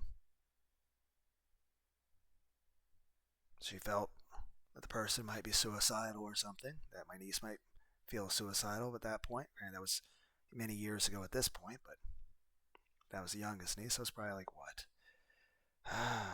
2, 3 something years ago, I don't know. And of course they were getting money from the government to help with that because of some sort of survivor thing with my mom, with my sister. But it's just, police stopped by out of concern that, out of my youngest niece's mental health. And Dad was so upset by the cops showing up that he decided that the niece is no longer allowed to live there anymore because the cops stopped by to do a mental health checkup on the niece out of concern that she might be suicidal. And well, because that's such an offense to my dad, you know, that the cops had to show up or something like that, that he decided that she's just not allowed to live with him anymore. Then again, at that point, she was also getting upset, saying that she wanted to go live with her dad, who was, well, has like what, 10 kids, lives in a trailer, and is a drunk himself. Like, I don't know. Like, everybody is just. I'll just say this. I'm glad my mom and dad quit drinking. Had they kept drinking, I probably would have left as soon as I turned 18 and completely cut off all contact with them and had nothing to do with them, because when it came to, and it's true, even my mom, like, that under the influence of alcohol, she is not a good person. And I'll say this, like, when I was like 12 years old, my mom, like, we were in a car accident, she leaned over me and she saved me from getting killed in a car accident. She wound up getting, like, part of her forehead cut open, which I thought was a little scary because I could see the skull. I could see the white bone of her skull on her forehead. Heck, about 2+ years ago, I had a bladder surgery. She came over 3 days and 3 nights and spent the day with me, and I was happy to spend time with my mom. I enjoyed that. It just would been nice if it was under better circumstances where I wasn't in horrible pain. I have fond memories playing Mario 1 and Mario 3 and Spyro the Dragon with her. Back when I was much younger, I have fond memories of her cooking homemade meals and actually homemade food, and me sitting in the kitchen just talking to her. I appreciated that she cooked and that she did all the effort of cooking and the food. I liked the food, and I just liked spending time with her, and I love my mom very, very, very much. Heck, at the moment, she's not even playing any video games. I mean, she has a PlayStation, old PS1, PS2, and NES, but technically they have like 4 bedrooms where they're at. But dad's like, oh, you can't hook up a video game console to the game in their bedroom or in the living room because I don't approve of that. But it's more so he just doesn't want to see or hear it. That being said, I got my mom some presents for Christmas. One of them is going to be a modern, like, Retron console. It, it's lets her play. It would let her play NES games. It's just, I know the old NES, the way the connector cables that go to TV is not really compatible with modern televisions. So, for this help. Heck, I know my mom's mentioned a few times that whenever dad dies, she won't have a place to live and she'll have to come live with me. And I'll be honest, I'd rather she have her own place. But as long as I have a place, so will she. As long as I have the means to do so, I would never ever let my mom be homeless. I'd probably have her live in my son's bedroom, which is my son's bedroom has stayed the same for about a decade now, pretty much. But the glowing stars on the wall, those are staying there forever. I refuse to take those down.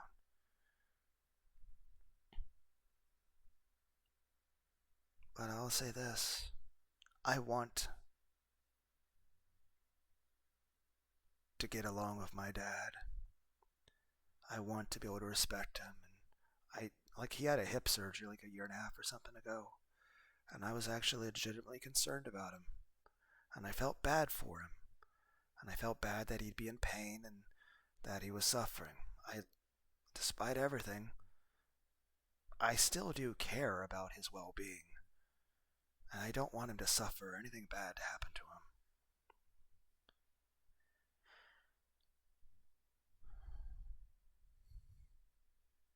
And my mom, I love my mom very, very, very much. If anything, I'd say I love my mom more than any other person on the whole planet. Whenever she dies, I'm going to miss her so much. And I'm going to feel completely devastated. I enjoy spending time with my mom. And I love her very much. And I don't hate Dad, it's just, heck, there was a time where he had an issue with his house where it was causing problems. Basically, the niece that was living with them went over to spend the weekend with her dad, and apparently, like I said, her dad has like 10 kids and lives in a trailer. And when she came back, just everything was covered like so many bed bugs that it spread throughout the whole house, to where when you came over to visit, you just stand in the living room and there'd be bed bugs crawling up your legs. And I was like, I voiced concerns like, hey, I think this is gross and disgusting. I don't like it. Heck, if I were to bring bed bugs back to my place, I'd get evicted from my home. Plus, I don't want my son to get bitten by this stuff when he comes over to visit me. And it could even be used as weaponized against me as a reason for my child not to come over. And I'm like, I want to see my son. I don't want my son to be bitten by stuff. And I want to be able to bring my son over to see, the rest of his family. And it's just in general, like, this is just terrible. And it just, even though he had been a deacon for about a couple decades at that point, and was basically, pushing 70 years old, 69 or something, I don't know. And, hadn't touched any alcohol at all for like a couple decades. He was so pissed, raised his voice, lost his temper. Heck, even with me being as passive as I can be, if I had disagreed with him or if I voiced any sort of complaint more than just acknowledging the existence of the problem, like all I did was politely acknowledge the existence of the problem, that is a major problem on his side, that causes a huge issue for me, that I have not done anything wrong, and I'm not disrespecting you, and I'm going out of my way to be polite to you, and I'm keeping a low tone to where I'm not raising my voice at all. I'm not insulting you. I'm not threatening you. I'm not saying anything remotely bad, and you just blow your fucking stack at me, completely lose all patience with me, and you even move your arm like you're going to actually hit me because you're so offended that I'm insulting you. But what's the insult? That I acknowledge that it exists? That, oh, your house has become so badly infested with this disgusting thing. And I'm not even using the word disgusting. I'm just acknowledging that there's a thing that exists in your home that is actively a threat to me and my child. I'm not insulting you. I'm not threatening you. I'm not raising my voice. I'm not saying anything. I'm just acknowledging that it exists. And it's like the end of the fucking world. And it's like one push closer, and you're pretty much going to be ready to murder me, to murder the neighbors, to fucking just completely lose your cool. Heck, I remember back when I was living with my parents, again, perhaps more reasons why I probably should have moved out of my parents earlier, but again, severe depression, and there was just, the economy sucked, and there was nowhere for me to go. There were no apartments, there was nowhere to go. There was just nowhere else. Moving out of your parents at that point was just a complete physical impossibility. And of course, paying my parents' rent obviously made it hard to make any sort of savings. Same as getting fucked over by the online college that fucking scammed me also made it almost impossible to have, because then I was having to pay also, because it fucked up all my savings, and then I also had to make payments on what I owed on the loans, as well as paying into my own personal bills, paying my car insurance, paying for the internet, paying for my phone, paying for the stuff for my car, and of course I had to buy. It's just, I'm paying rent to you guys. I don't drink, I don't do drugs. I'm super quiet. I do chores around the house. I take care of the dog. And yet here's the thing. You're a fucking deacon. You're like 60 years old. You don't drink alcohol. And yet you ignore the dog. And anytime you talk to the dog, it's because she's in your way. You don't call her by her actual name. You just call her dog and mutt. And you're like, move, mutt. And you're even like yelling and screaming and threatening that, hey, if the dog doesn't stop barking, you're going to take a brick and break her fucking skull in. Not only you feel comfortable saying this, but you're literally yelling it in front of everyone else. Doesn't help that Mom actually agreed with it at one point. But I don't know if it's her actually feeling that way or her just basically going along with what he says. It's just this. I want to get along with him. It's not like I'm going to obey and listen to everything he fucking says. You know, I'm allowed to make my own decisions and things. And you're not it's just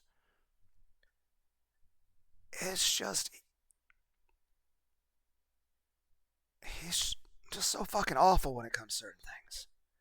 And the fact of the matter is this. It's just every time we go over for a holiday, even on Thanksgiving, it's literally just, okay, we're going to come in there and say grace.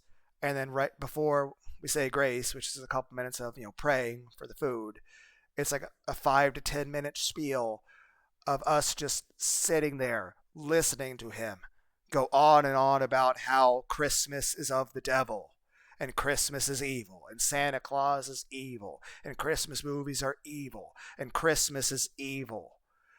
And Donald Trump is evil, and America is evil, and gay people are evil.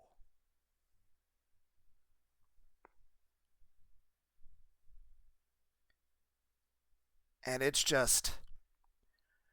not like I'm praying to fucking Santa Claus, okay? And it's like, okay, let me get this straight. Your priority is that people want to have just a happy season of singing songs and just family togetherness and, ooh, look, a tree with pretty lights and just a Christmas movie. And, oh, people are dating people you don't approve of and that gay people shouldn't exist. And you don't like, America because it's not enough in terms of... And it's like, but it's just like, he's literally said Donald Trump is the literal antichrist. Not even facetiously. Not even jokingly. Like, I would understand if it was just he had an issue with politicians. Like, I can understand that completely. Like, saying, oh, you don't trust politicians. Or that, oh, you just don't like someone's policies. That's fine. He doesn't have to like Trump. It's fine that he doesn't like Trump. But the fact that he just went so far as to say that, oh, he's the literal fucking antichrist. It's like, what? How insane is that? And the fact that, like, everyone, both Mom and Dad, are of the mindset that they were upset that Trump didn't die when he got shot at. They actually think he should have got shot.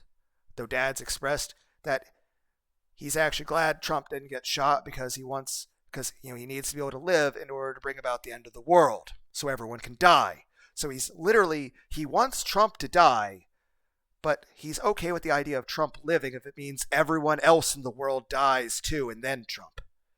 Which again, perhaps an oversimplification of the statement, but you guys get. And then there's the fact that matters this. It's just for him to be so wrong about that stuff. And again, it's not like I hate him over that. Okay? I don't hate him at all. But it's just so fucking batshit insane. And the fact that he's like completely pro-political violence and stuff like that. And basically is against America and against Christmas. Like, literally, I can't go to fucking Thanksgiving without hearing a spiel about how Christmas is of the devil. About how Santa Claus is literally Satan. How Santa Claus is Lucifer. How it's a pagan thing to go to Christmas or Easter. Like, oh. And that, oh, okay. Like, just the existence of bunnies is evil at this point now. As far as with Easter. And it's just like at this point, it's like Rudolph the Red-Nosed Reindeer. Just the existence of that movie is a sin and an abomination in the eyes of the Lord Jesus Christ.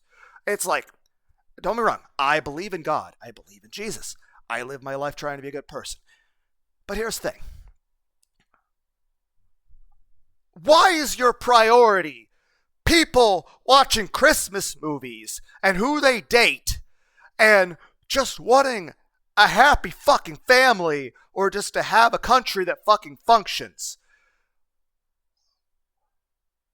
Why are you against all of these good things? But when there's actively like heck, you have things in England where they're like having the nativity scenes of the birth of Christ, where they're not showing people's faces anymore because that's, haram in the eyes of Islam.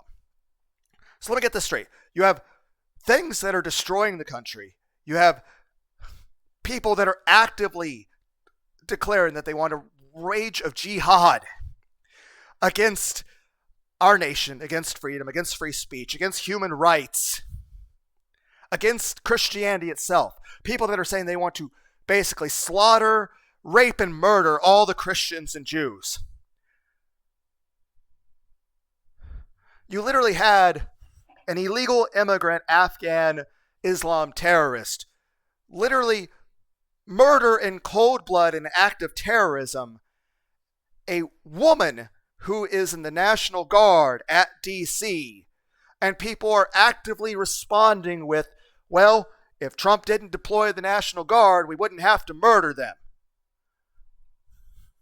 It's like, how can you claim to be a good person or a man of God or have any fucking justification to tell me what I should fucking think, what I should believe, what is right or wrong, or who I should date when you were a fucking drunk alcoholic until you were like 50? When you didn't quit drinking until I was like 12 years old. You fucking cheated on every wife you're with. You're fucking wife-beating, alcoholic, fucking asshole bastard. And you were also involved in other things that I dare not even say, even on a video on a channel that no one's ever going to watch. And even then, as far as I'm concerned, like, I forgive you for all that shit in the past. But it doesn't change the fact that it happened. It'd be kind of like if Hitler became a fucking deacon. Yes, fine, he's forgiven. You can lead the church services, that's fine. Doesn't change the fact that you did all the fucking shit you did. Doesn't change all the fucking insults. Doesn't change all the times you fucking talked down to me or threatened me or fucking yelled at me.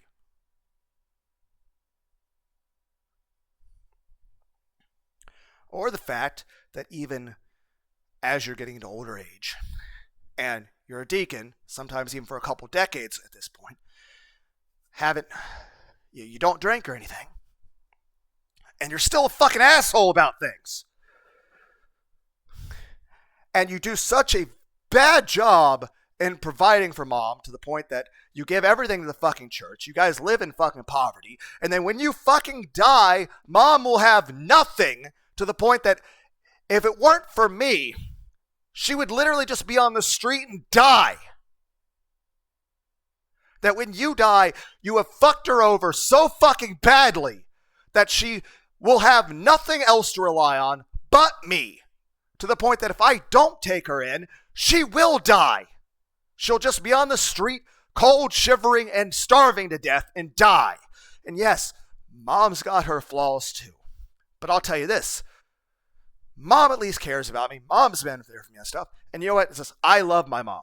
It is my choice who I love and care about, whether it be who I date or even what family members I fucking give a shit about. And I love my mom very, very, very much. Yes, I acknowledge the issues with her.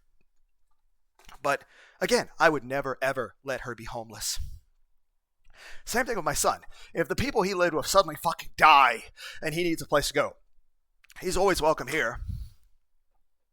Heck, I would take in both my mother and my son. Granted, it'd be a bit crowded and weird, but absolutely, I would never let either of them be homeless. Now, that being said, yes, there are points like if my mom lives with me, she's not dictating how I live my life. Now, it's not like I'm going to be rude to her or mean to her. Heck, I'll do everything I can to try to make her as comfortable and happy as possible. And heck, I'd actually look forward to sitting down and playing some Mario and other games with her, or finding games that she would enjoy. Or maybe finding more board games and stuff I could play with her. I love her very much, and I'd want her to be comfortable and do everything I could to give her, everything that she would need to be happy. And to make sure she's safe, because I know one thing I'd be terrified of is this. I don't want her to fall down the fucking stairs. I wouldn't want to come home from work and find that she fell down the fucking stairs and broke her fucking legs or some shit. Like, that's the thing. Like, I want my mom to be safe. I want her to be happy. And I want, her to be comfortable. I love my mom very much. Now, granted, I like my privacy. And my mom can be a bit judgmental and have a bit of a temper herself. But even with that, I love her dearly. And I care about her a lot. And here's the thing. I would give, heck, even if my son eventually turns 18, if he needs a place to stay and he decides he wants to come live with me, that's fine. As long as I have the means to do so, as long as I have a place, as long as I have a roof over my head, there will always be shelter for my mother and my son. But that being said, neither of them is going to dictate to me how I live my fucking life. And here's the thing. When it comes right down to it, for the most part, there's very little they could do for me to have to kick them out. But if they start going insane or being violent, or I come home and I find a slaughtered goat and they're smearing goat blood all over the walls, then yes, I'd have to kick them out at that point, because that's fucking insane. Now, the probability of that occurring, I would hope, is 0, but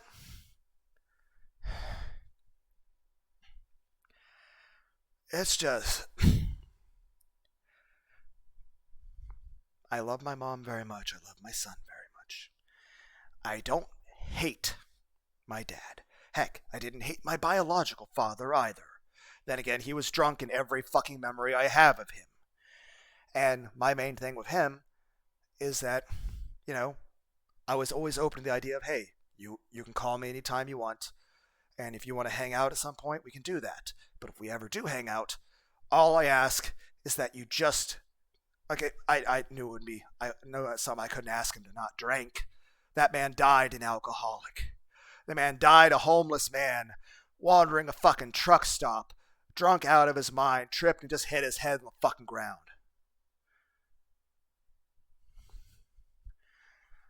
And that was what? Bit over a decade ago or some shit.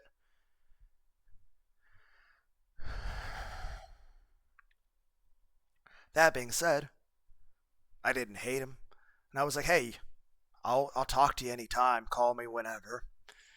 And hey, if we ever hang out, I'm okay with hanging out. You just have to not drink. You just have to just not be fucking drunk around me. And the same thing, with my stepdad. It's just the fact that, one, it's good that he doesn't drink. Heck, I'll tell you this. I'm proud of the fact that he hasn't gone back to drinking. If he ever did go back to drinking, well, I'm pretty sure I would lose every tiny shred of respect I can have for them. But I do respect him. I do care about him. I wish him well. I hope that whenever he does die, he goes to heaven. And I hope he doesn't die for many years. And I want to get along with him. And I want him to not be batshit fucking insane, hypocritical, judgmental asshole. Why do you have to hate Christmas? Huh? Seriously, where's your fucking priorities? You don't care about all this other shit going on, or about me or my life or any of this other shit. But you're just obsessed with just reading the Bible all the time and just being an asshole about it. It's not like you even... The whole point of Jesus in the fucking Bible back then was talking he was fucking telling off the fucking goddamn Pharisees because, one, they were self-righteous fucking jackasses who were, one, obsessed with the letter of the law. They didn't care about the intention of the law or the meaning of the law. They just cared about how they could use it and how to follow it strictly. And they all cared about their own self-righteousness and what everyone fucking thought of them. There's no fucking care. There's no fucking concern. There's no fucking love in it. It's just obey this law, obedience, just condescension, yelling, insults, all that kind of shit.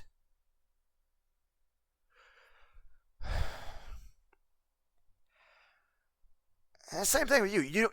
Dad, you don't care about what the meaning of the law is. You just care about just doing what you're fucking told. At this point, if the pastor told you to fucking kill me to get you to heaven, you'd kill me on the spot. If Dad told you to and here's the thing, at one point I even considered the possibility that, hey, I told my mom this past Easter that I'm bisexual. But I also told her I was in no rush to date anyone. And for the moment, I was still planning on being alone. Heck, I've spent most of my life alone. Heck, I've been completely alone since my divorce. I don't remember what a fucking hug feels like. Heck, for the most part, I would, most of my younger years, I would never consider the idea of me being gay. And if you told me I was going to be gay when I was older, I'd be like, no way. But at the end of the day is this. My experiences with women have been so fucking bad that it's just I don't hate women. I don't wish anything bad on women. It's just, how can I fucking feel safe or happy in a relationship where what? So I can go through another divorce? So I can have another child taken away from me? So I can have another child being abused and neglected while I'm at work? So I can lose another family? So I can go through another divorce? So I can be legally bound to another psychotic, abusive person? And so that when I'm the victim of rape, when I'm the victim of domestic abuse, when I have my family taken from me, everyone fucking just points and laughs at me, insults me, doesn't fucking give a shit about me, and somehow still blames me as I'm a bad person. You have a 3-inch scar on your right arm. Well, I mean, you must have done something bad. Yes, apparently just try to have a family. I committed the sin of marriage. And even then, also, one, there's no way I could financially ever afford a family again. Plus, you look at everything going on in the world. At this point, even if I found, a wonderful woman that I'd have a great family with, I'm pretty sure this whole fucking world and country, everything is about to fucking collapse. Everywhere you look, it's like a brink of fucking civil war. You have people that are advocating political violence. And the fact of the matter is this, that my mom and dad feel the same. They feel that Trump should have got shot. There's been no discussion about the Charlie Kirk thing. That's never come up. But it's just, if I weren't my mom's son, and she just knew someone like me, and that I was pro-Trump,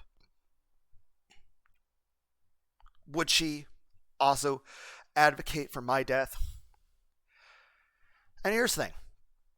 Yes, my parents are very much against Trump. My dad has literally called him the actual, literal Antichrist. He actually thinks he's the literal Antichrist from the Bible. He wants Trump to die because he considers him the devil, but he's expressed that he would be sad if Trump died because if the Antichrist were to die, then the world couldn't burn and go to hell.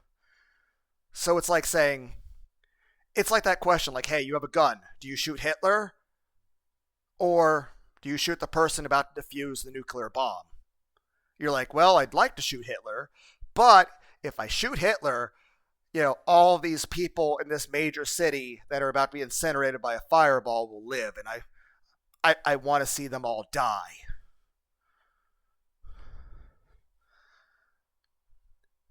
So that I could then blame Hitler for it. And I want to get along with him. I try to respect him. I remember being a child, even with the way he was about things. I wanted him to be proud of me. Heck, I remember when I went to Washington, D.C. when I was 13 years old, the fucking D.C. trip to school. We went by buses and stuff. It was like a big Greyhound bus things. I got a little fucking tiny little, it's like the size of my fucking hand. It's like the White House. It's just, it's a very conflicting fucking emotion. Okay? Because on the one hand, I do actually care about him. I want to respect him. I want him to respect me. I would want him to be proud of me. I want him to actually fucking care about me and to accept me and be kind to me and care about and just be okay. On the other hand, he's batshit fucking insane and he's an asshole. And, you considered atonement for all the horrible shit you did when you were younger and a fucking alcoholic and you were abusive to your fucking family, abusive to your wife, abusive to your kids.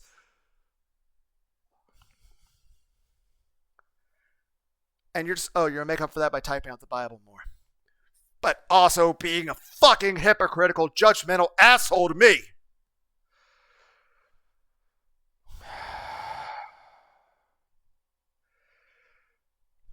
Like, and of course we don't have fights or arguments when I go over the holidays because I just keep my mouth fucking shut. And yeah, I'm like, yeah, well, I mean, the main thing, like, he talks about how Christmas is of the devil.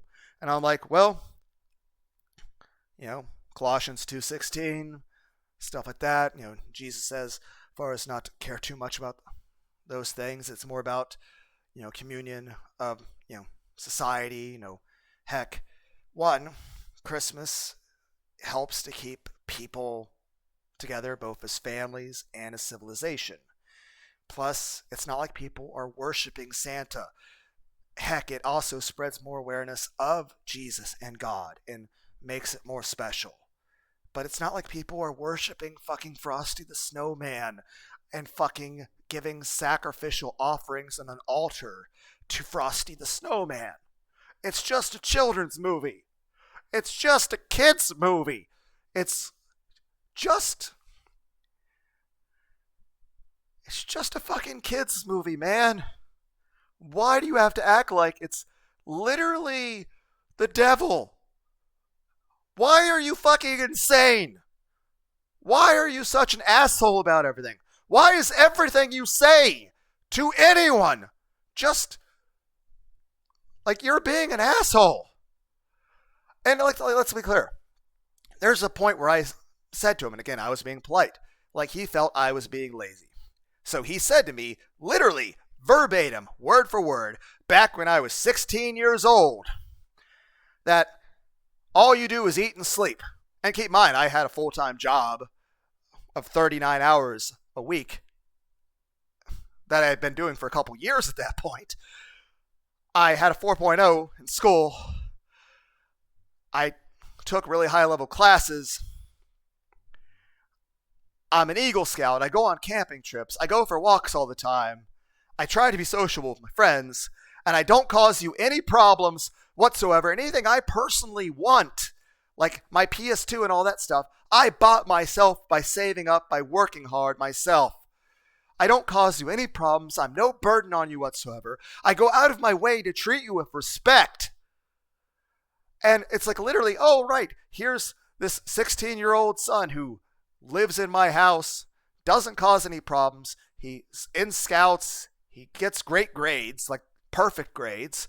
And also, he's been through so much fucking bullying and abuse where people are just beating the fucking shit out of him every fucking day at school, where I have like 100 different people all want me to die, where over the course of my life, I have been told to go fucking kill myself like a million times. Like when I was in school for like a good decade straight, every single day I had 100 different people tell me like a dozen times a day to go fucking kill myself. Hey, look, it's the extremely depressed person who gets bullied a lot, treated like shit. He's extremely sad, lonely, and isolated, but he's still working and going to scouts and trying to do stuff and doing stuff at school, not causing me any problems. And your decision on this is to just literally look at me and tell me that all I do is eat and sleep. You basically call me lazy and worthless. And then when I politely respond to you that, that's not really a very nice thing of you to say, your then response was, see, this is why I don't fucking talk to no one. They get upset everything I say. They get offended every little thing. And I'm just thinking to myself, you literally called me lazy. You literally called me worthless. Why would you expect me not to get upset at that? And even then, do I yell at you about this stuff? Do I talk back to you about any of this stuff now? Even all these years later, even with you still being a fucking batshit insane asshole, do I say anything to you? No. I talk to myself in a recording of a video game where I'm looking at a dead monkey. Maybe him skill issue indeed. And that's the whole reason why there's no major fucking fallout like a fucking nuclear Armageddon in the fucking kitchen at my parents' house, where we have gathered for Thanksgiving, and probably be the same layout of people for Christmas. There's Dad. Again, he's my stepfather, but I consider him my dad. He's at least a better man and a better person in every way than my biological father was. Though that more so doesn't say good things about my stepdad, more so says really fucking horrible things about my biological father.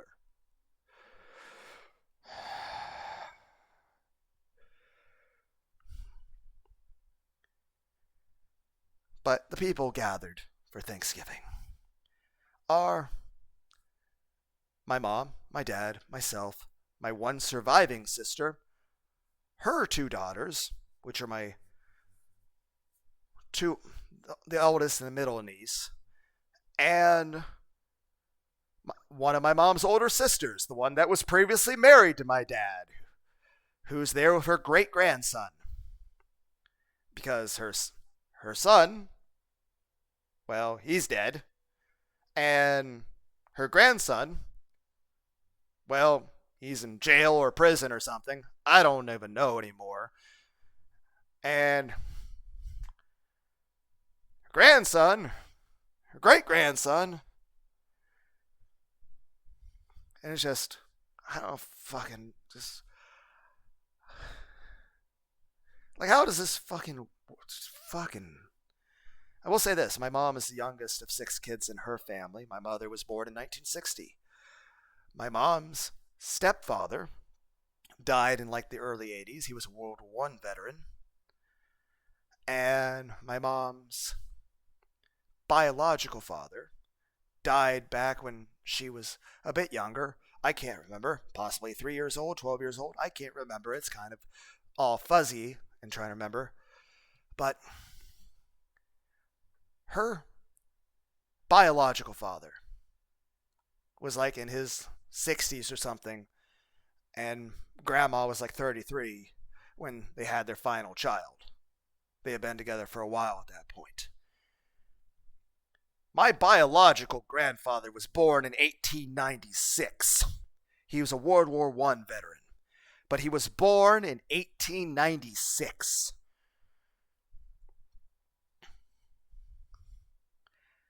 Also, I can say this. All of my parents, all of them, including my biological father, were better people and better parents than what their parents were.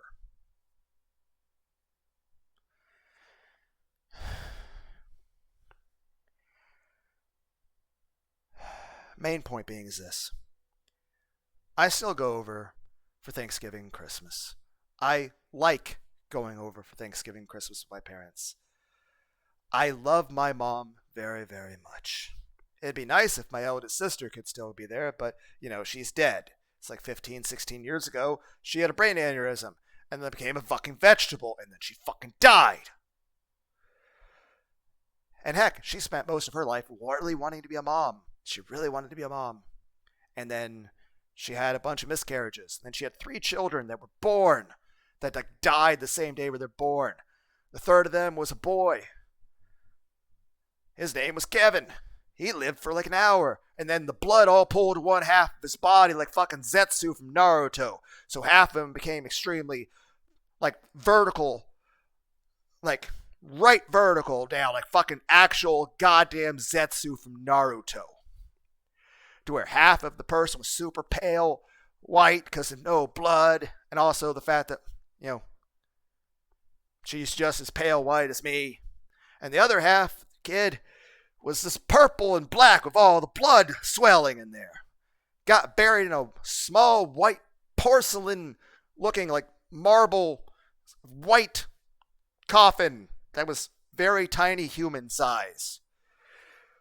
That was extremely depressing, by the way. I felt very sad watching my mother and my sisters cry as a tiny coffin is lowered in the ground. Then eventually, my sister had her daughter. The one child that didn't die.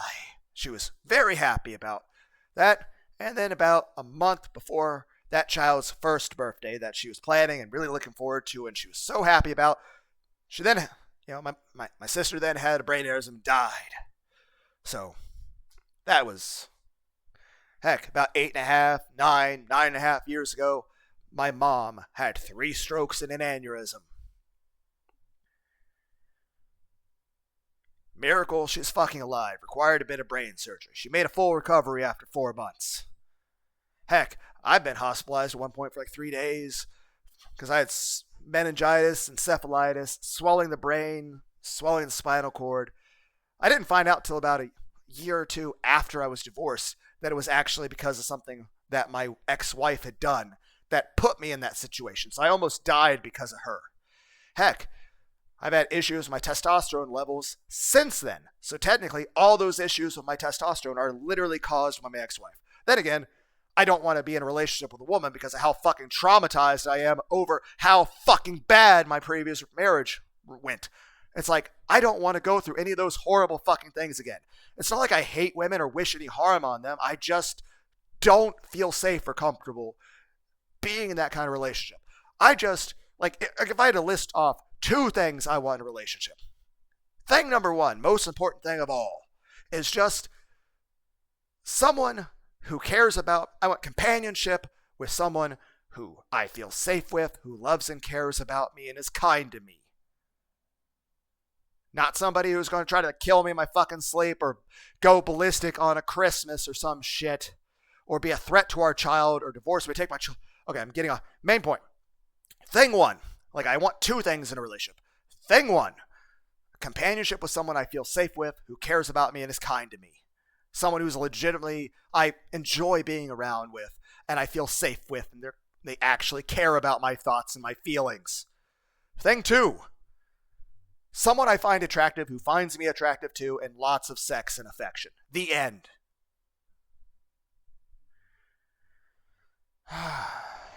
It's just...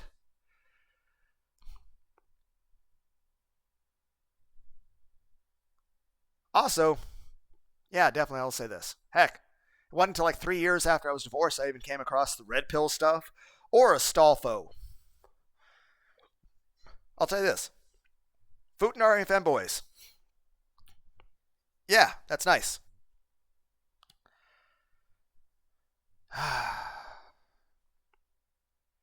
It's just... Fuck.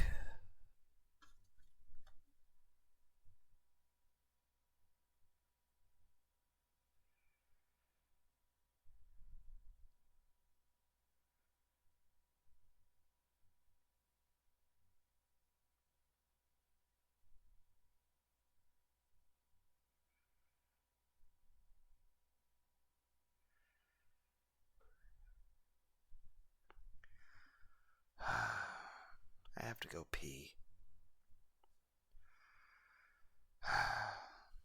I'll just say this. My mom, she's had her issues. I'm not going to pretend that I'm not going to look at her with rose-tinted glasses. But even with all her flaws, I love my mom very, very, very much. That's why I told my mom I was bisexual back on Easter, but, one, not only have I not gone to date anybody, but, well, I don't think she's mentioned it to anybody, period. Otherwise, well, let's be clear. No, I'd be hearing something about that. After all, the whole point of this rant is the fact that I can't go over to just, visit my parents for Thanksgiving without getting a fucking lecture about how Christmas is of the devil and Christmas is evil and Jesus hates Christmas and Jesus hates America and Jesus hates gay people and Jesus hates Donald Trump. And it's just on and on with Christmas is evil, Christmas is evil. And it's like, what the fuck's wrong with you? It's just, why?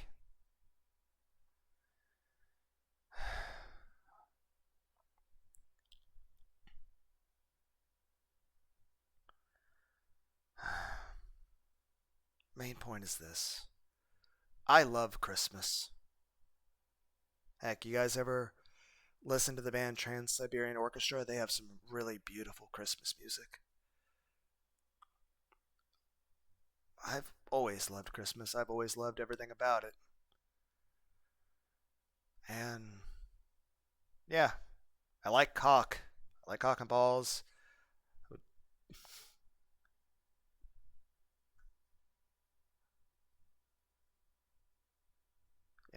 So bisexual, gay, whatever. I mean, don't get me wrong, I like big titties and stuff too, and I find a lot of women attractive. Then again, it's just you see a lot of stuff with women nowadays. It's just you hear the stuff that's said, and just so much of stuff is so blatantly misandrist, and it's like, why would I want to get involved with someone who clearly would hate me? It's like, one, like if I was in a relationship with a woman, one, I'm traumatized over the bad stuff I've been through, but then also a lot of women I might get with are just outright sexist and hateful against all men.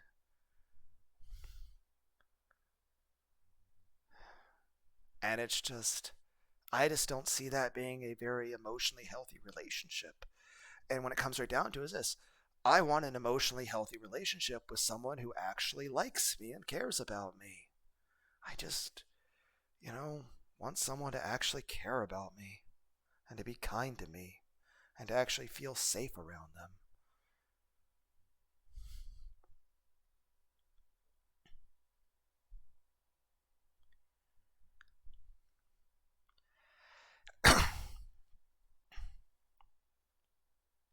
I just,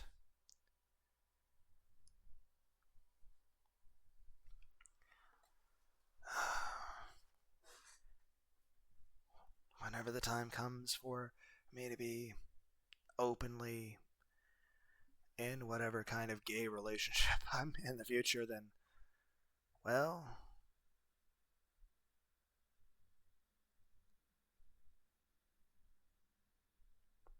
dad is going to go ballistic. And part of me is actually worried he might get in an argument with mom and maybe just beat her to death and then pour gasoline all over their house and burn it to the ground or something. And you're like, that sounds crazy. And I'm like, yes, it does sound crazy, but have you been listening to this conversation? Is the fact that I actually think he would be violent. And granted, yeah, he'd get offended at that. He'd like, oh, that's an insulting to me and all that. But it's like, the dude's priorities are he cares what people thinks about him and how stuff's offensive to him, but he doesn't actually give a fuck about me. Only in regards to that, oh, how I might make him look bad, or inconvenience him, or how I might be of benefit. I just.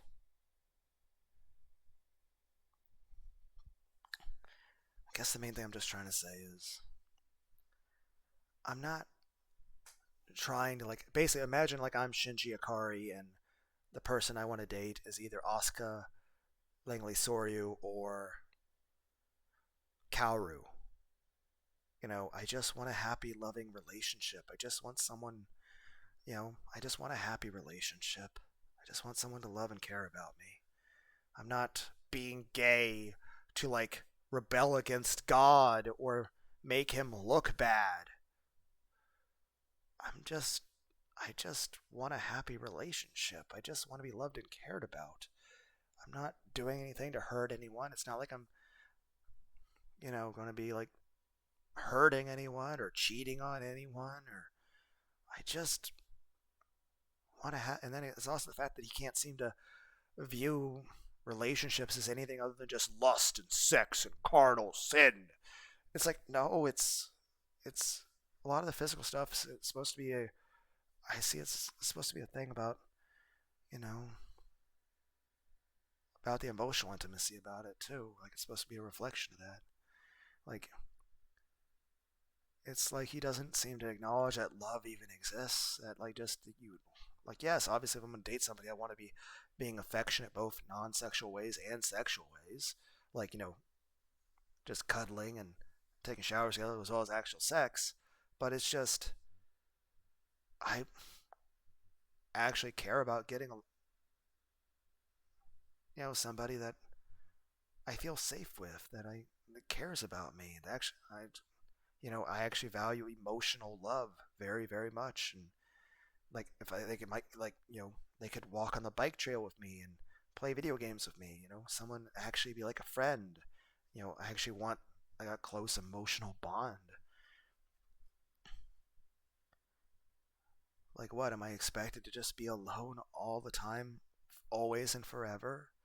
Is it like a sin and abomination in the eyes of God for me to even go on a date with anybody?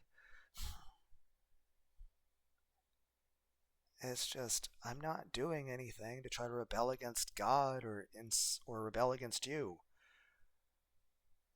It has nothing to do with you and has nothing to do with God. It's just I just want a happy, loving relationship. I just want someone to care about me.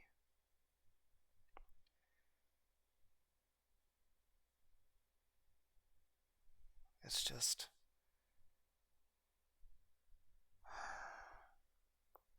I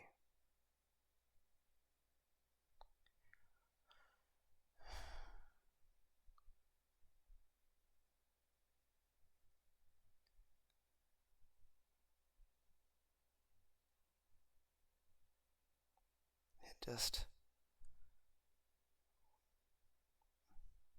no, just I love my mom. I love Christmas. I love America. I strongly support Donald Trump. I I enjoy watching channels like Asmongold and Kirsch and Smugalana and Leaflet and all those people, as well as lots of Let's Plays and stuff like that. Heck, I know I mentioned some stuff in the video about like there's this like several things I was saying I was gonna link in the if I remember. I think the inconsequential thing and the Siberian Orchestra. It's really good music. Heck, I'll say this. I'd be super happy dating someone like Kaoru or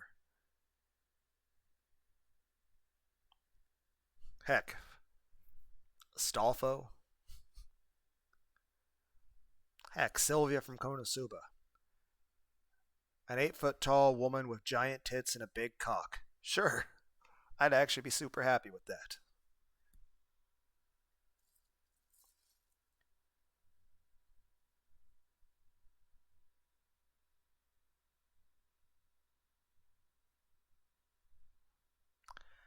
Then again, I suppose like a holdover from things with my own childhood and whether it was school and like I got bullied a fucking shit ton of school. It's just heck, I try to hide it, but like if people raise their hand around me, I sort of flinch a little bit because I'm just expecting to get hit. But I try to hide that because it's a bit embarrassing. But I don't know. I guess I just was feeling upset about all this. It's just I don't hate my dad. I don't like he's my stepfather, but I consider him my dad. I consider him more my dad than I do my biological father. And I don't wish any harm on him. And I hope that he can be happy in life too. It's just, I would like it that if I were to just suddenly be gay and start dating somebody, that, he wouldn't go completely psycho over it. Like, there wouldn't be a concern about, like, what if he decides to become violent? And again, I know that sounds crazy to people, but you didn't live with my dad. You don't know my father.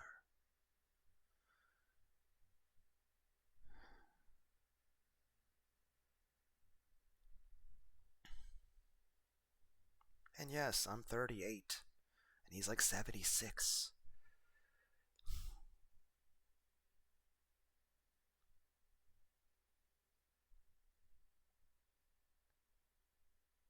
I'm pretty sure I'm physically stronger than him in every way. But I don't want to hurt him in any way. Heck, even if he were to turn violent and start throwing punches at me, I wouldn't want to hit him. I don't want to hurt him in any way. And I don't want anybody else to hurt him in any way either. Because I imagine if there's something that happens in public that something else might get involved in. Even if it's him being a fucking psychotic asshole or out of his fucking mind. Even if it's not me doing it, I don't want any harm to come to him. And I don't want to yell at him or disrespect him.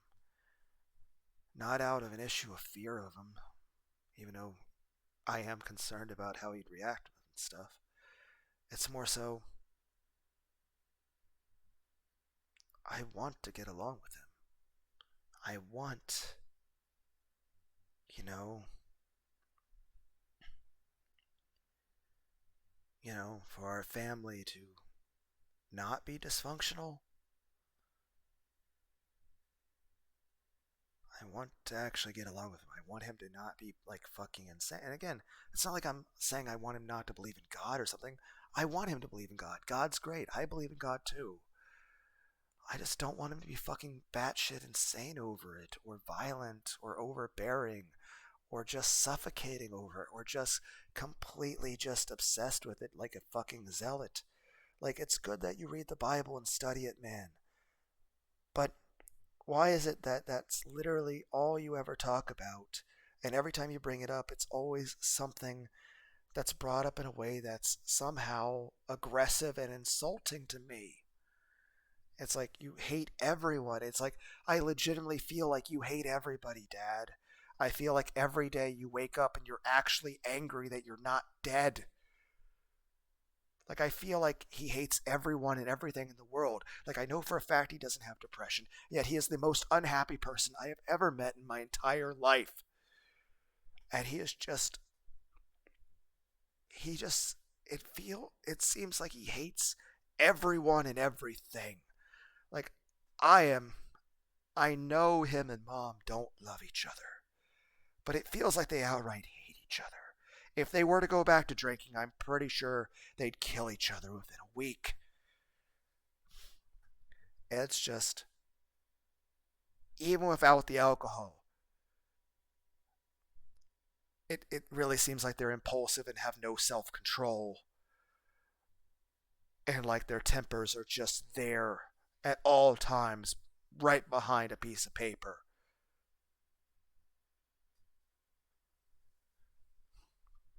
Like, I feel like I'm like one moment of raising my voice or disagreeing with my parents from either of my parents choosing to just become physically violent and try to assault me.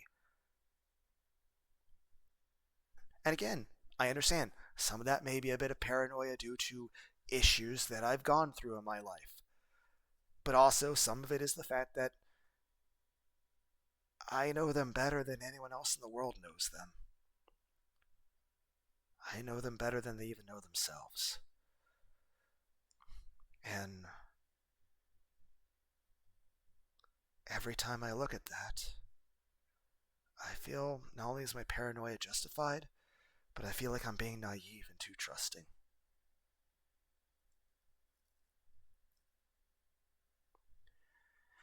But I guess the main thing I was just trying to say is I love Christmas.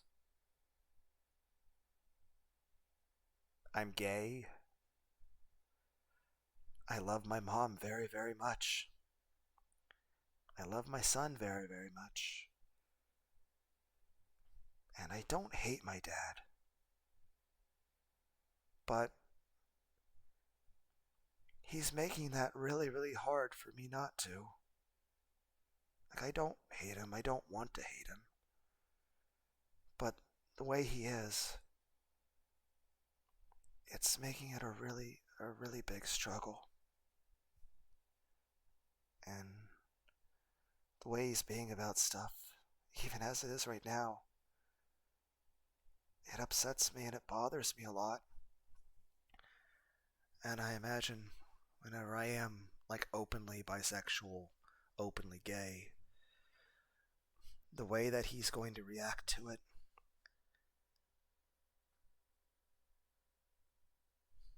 is going to cause me a lot of grief.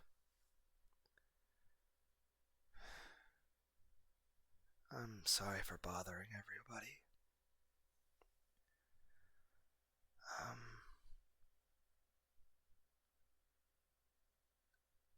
Heck, I've seen a couple games on Wishlist. I think I'll pick them up.